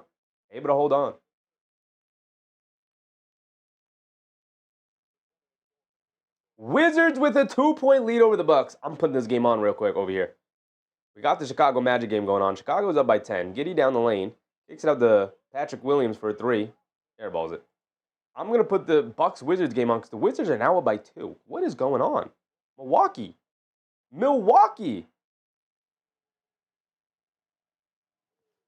They get it in the Giannis. Being guarded by Coulibaly. Hands it off to Rollins. Driving to his right. In the lane. Gets blocked. Giannis ends up with it. Gets blocked but fouled. All right. 7-point game now after Orlando hit a 3. Chicago has it. Trey Jones steps back for a 3. Brother, that's not your game. Never mind, what do I know? As Trey Jones steps back for a 3 and knocks it down. Back up by 10. 2 minutes to go. 2.5 minutes to go here in the third. Bane blows past the defense. Gets another scoop layup to go. Here comes Trey Jones, rushing it down the other way. He's going to get an easy layup. And anything you can do, I can do better. You hit a 3, I hit a 3. You beat us down the court and get a layup, I'm going to beat y'all down the court and get a layup. Some playground basketball right there. Giannis is at the foul line for 2 free throws. Did he miss his first free throw? They're still down by 2. Look at Jericho Sims checking in. Once a Nick, always a Nick. Jericho Sims. Trey Jones gets it over to Anthony Black. Anthony Black driving to his left. Scoop layup. Gets it to go and the foul. So Giannis missed the first free throw. They're down by 2. There's 40 seconds to go. And he does knock down the second free throw.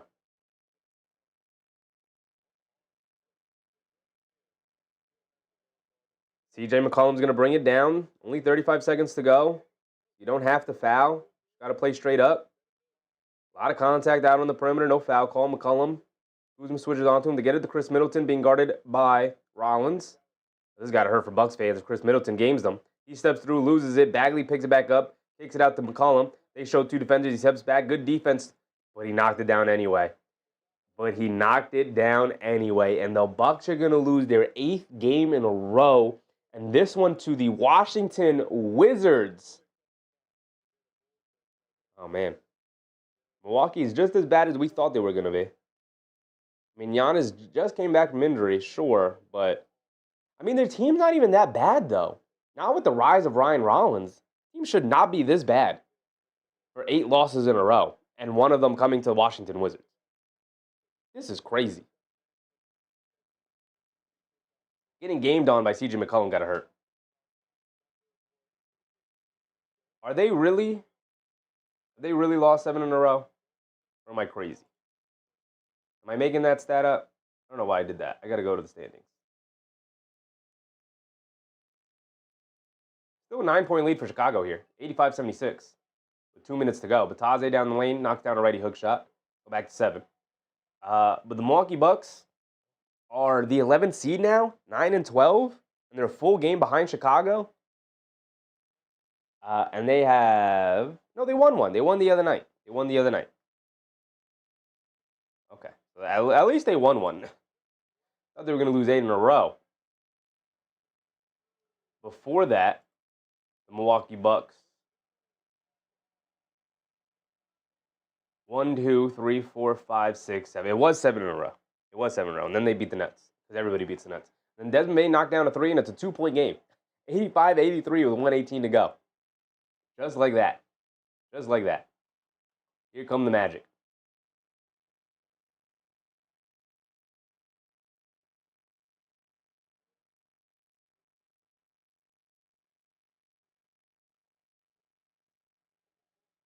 We do have a couple of Western Conference games that have tipped off now. Koulibaly then dunks it over Giannis, gets the foul and won 129-123, and the Bucks will lose to the Wizards tonight. They're now up by 6.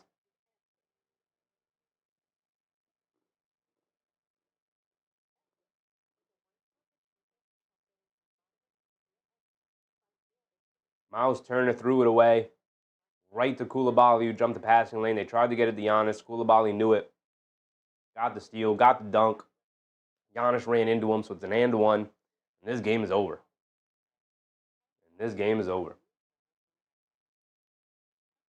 He did miss the free throw. You're down 6. AJ Green driving it down. Going to heave up the 3. He knocked it down, but it was at the buzzer. Didn't have enough time to do anything. And it ends up as a one-possession loss, 129-126. But a loss is a loss. A loss is a loss. Okay, he said they weren't game planning for Rollins early in the season, to be fair. True. But I don't think Rollins is the reason why they lost the game tonight. I mean, maybe we could check the box scores and see, did he have a bad performance? He did get Kevin Porter Jr. back today, and he put up 30. Ryan Rollins, 5 for 12 from the field, 14 points, 5 assists. I mean, they didn't play terrible. The fact of the matter is they allowed the Wizards to score 129 points. Their defense is horrendous, which it shouldn't be, because Rollins is a good defender. Turner's a good defender. Giannis is a great defender. I guess when you go to the bench and you bring in guys like Cole Anthony and Bobby Portis, and Kyle Kuzma, I guess. But, man. Batase blocks Patrick Williams. Magic on a run now. Anthony Black has it up top, being guarded by Buzelis. Dancing with it. A step back 3. Oh, he's feeling himself. Off the back rim, can't get it to go. Pat Williams picks up the rebound. Under a minute here in the third. Giddey pulls it back out. Trying to look for a good shot. And he gets stuffed at the rim again. And here come the Magic. They swing it around. Tyus Jones pulls it out. Now over to Black. Driving it down. Step back. Pump fake. Spins. Hands it off to Jones. Kicks it out to Penda. Down the lane. Two-handed slam. Got it to go. And it's tied at 85. 20 seconds to go. Chicago will hold it for the final shot of the quarter. They just got to get out of this quarter at this point. And then Buzelis ran into Bane. Bane took a dive. Big old-time flop from Bane, but he got the refs to fall for it. And that's not Buzelis. That's Olbrich. My bad. Olbrich.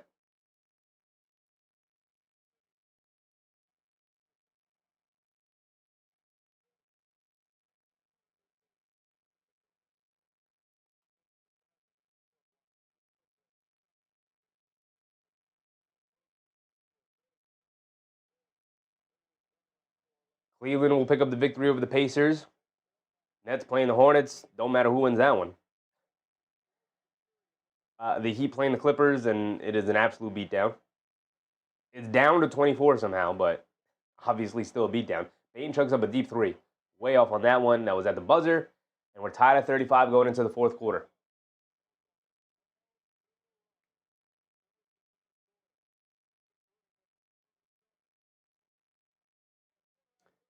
Tied up at 85 there. Nuggets with a 10-point lead over the Mavs early. Davis with 10, Jokic with 10. Anthony Davis is Nikola Jokic's player to go up against and just throw up crazy shot after crazy shot. He loves it.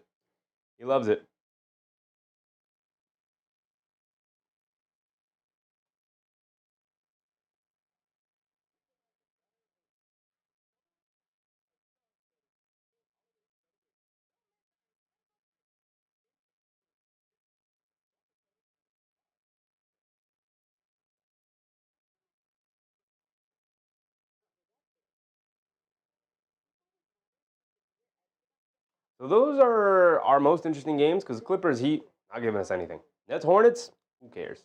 And then Cavs, Pacers is another blowout. Donovan Mitchell with 43 tonight. 43, 9-6 for D. Mitch. Miles Turner only had 9 points and played for 26 minutes. Yeah, I mean, a little overrated Miles Turner, but he's valuable with the things he can bring. It's just whatever was working with the Bucks is no longer working. And they got to figure it out.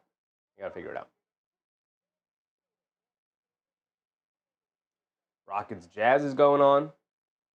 For now, that's a close game. We'll see how that plays out. We got Suns Lakers as the late night game. We got a full 12 minutes to go. I don't know if that's going to take 30 minutes. We'll see. That's slated to tip off at 10. I don't think we're going to make it with how slow pace this game is going.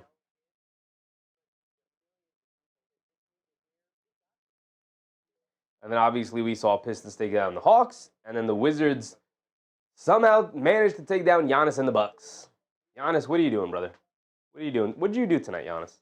We checked the box score earlier, but what did Giannis do tonight?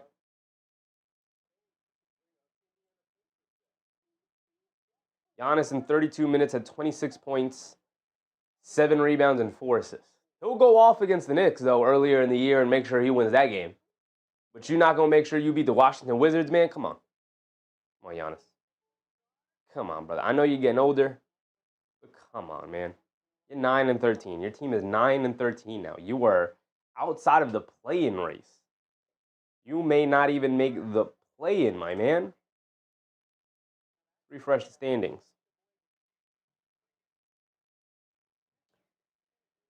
Detroit improves to 17-4.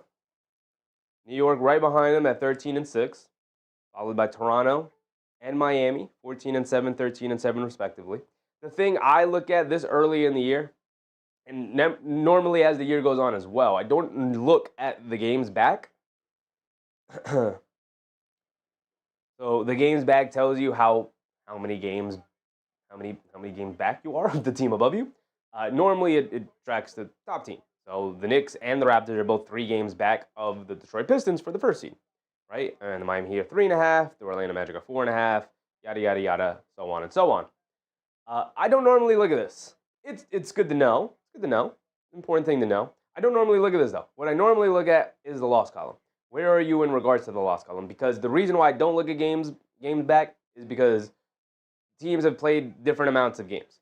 So the Pistons have played 21 games now as of tonight. And then the New York Knicks have only played 19. So there's a 2-game difference. So 3 games back should really be 1 game back, right? It's actually, so the way I look at it is I just look at the loss column, which is why I root for losses more so than I root for other teams to win. So a loss for Detroit would have dropped them to 5 losses. The Knicks would have been back in 1 game in the loss column. And that's really all I look for when it comes to the standings, when checking the standings. Susan said Chris Paul is retiring after the season. He is. He is the point guard. He's getting up out of here. He is getting up out of here.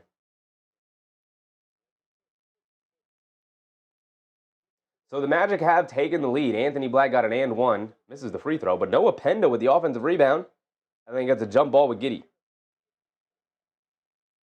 Man, I like Goga Bataze. I think Goga could have been solid for the Knicks. That year they lost Hartenstein. Could have went to go grab Goga Bataze. I think he really wanted to stay in Orlando, though.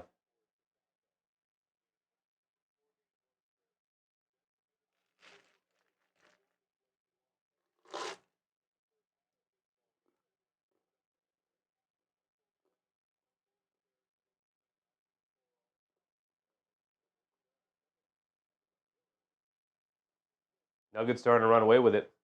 Is the flag playing? Flag is playing. 5 points for him. Nothing else. Davis with 10, 1-1. Jokic doing everything. Spencer Jones is 6 for 6. I mean, they're just giving him buckets all over the place. Jokic is 15, 9, and 6 already through the first quarter. I mean, that's a full stat line. 15, 9, and 6.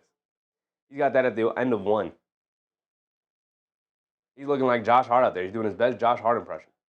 Paul hasn't done much the last few seasons. Good time to retire. Yeah, yeah. I mean, he was solid for the Spurs last year as like a vet point guard, but that's what his value kind of has been the last couple of years anyway. This is a solid vet point guard.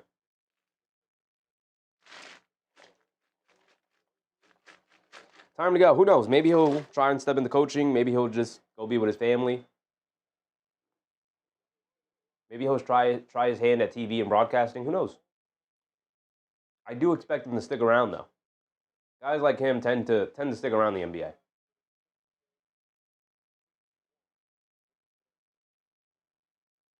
Anthony Black on the left wing. We're back tied up at 87.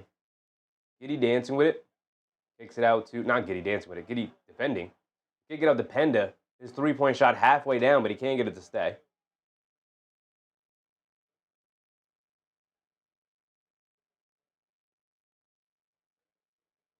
And Buzelis gets fouled. Are we live? We are live.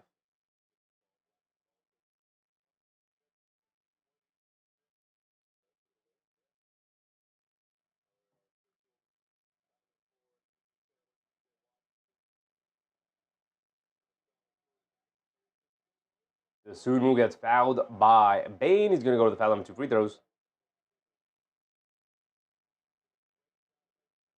Put the game cast up. Back to here.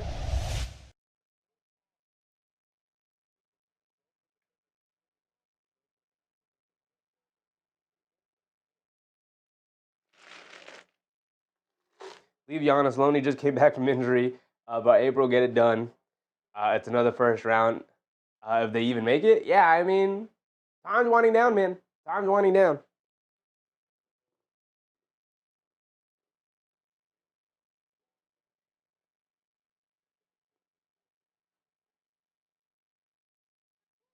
As soon as knocks down both free throws, I went to my control pad to change the score. And I don't have to do that.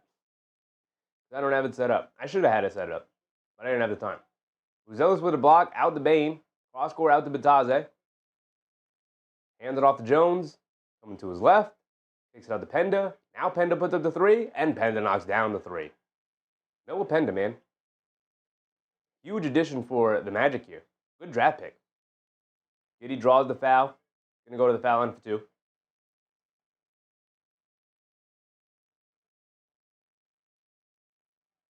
Should we end the night? We might as well end the night. Not much else going on. The Magic, they're going to pull away in this one. We'll let it run off for a little bit longer.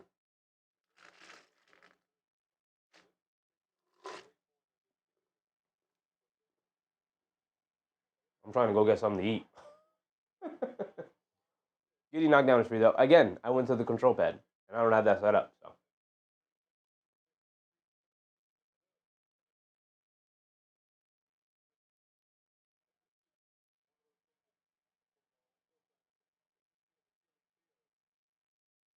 Giddey in and out. This is the second free throw. We're tied at 90 with 10.5 to go. Very slow-paced game. Jones kicks it out to Penda, going along the baseline. Kicks it over to Bataze. Little mid-range jumper. Vooch with the rebound. Here comes Buzelis. Buzelis bringing it down. Coming to his left off the Vooch screen. Driving it down in the lane. Gets stripped by Bataze. Tries to save it in, but out of bounds off of Bataze.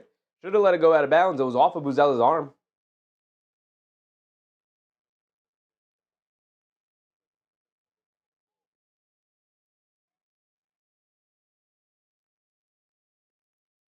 Giddey gets it over to Vooch. Hands it off to Sunmu. Sunmu dancing with it. Back to Vooch. Back to Sunmu. Coming to his right. Takes it out up top to Giddey. Giddey a left wing 3. Flashed it. Giants kicker attempts a field goal but kicks the ground instead. Boy, the Giants are just a mess, huh? They're just a complete mess. And we're back tied at 93 as Orlando knocks down a 3. Trey Jones being guarded by Tyus Jones. Now being guarded by Penda. Knocked out of his hands. Giddey recovers it. Giddey dancing around the Vooch screen. Pulls it back out, steps back, gets it over to Dosunmu. Driving to his right, behind the back, crosses over again, throws up a high floater, can't get it to go. Vooch knocks the rebound out to Buzelis. They swing it over to Giddey. Giddey a three, way off, can't get it to go. Vooch another rebound. They can't get out to Jones. And Bataze hit the floor hard. Looks like they're gonna call a foul on the Bulls. Bataze was on the floor. Giddey can't believe it. Magic. Standing around, checking on Bataze. Just marginal contact between Giddey and Bataze. He just hit Bataze in a weird way, and he went down. Refs blew the whistle because they saw him laying on the floor. So you say goodnight, Shep. You got go get something to eat? Yeah, I'm gonna go get something to eat in a second. We're gonna see which way this game goes. Get over to Vooch in the lane, knocks down the little floater over Bataze, and he's still struggling, and now he's calling to come out. Now he's struggling, and he's calling to come out. We're gonna get a timeout, and I'm probably gonna end it there. It was a good night of basketball. This game's not interesting enough to stick around. The Hawks-Pistons game was good, but not super interesting. So I appreciate you guys for hanging out with me. We will be back, obviously, tomorrow for the Knicks game. Gonna have a really good, a really solid Knicks game tomorrow. Knicks versus Boston. Another tough outing. Another tough game. They had one against Milwaukee. They had another tough game. Not a tough game, but it should have been a tough game against Toronto. They're gonna have a tough game tomorrow against Boston. At Boston, I believe, right? Or are they at home? Or are they at home?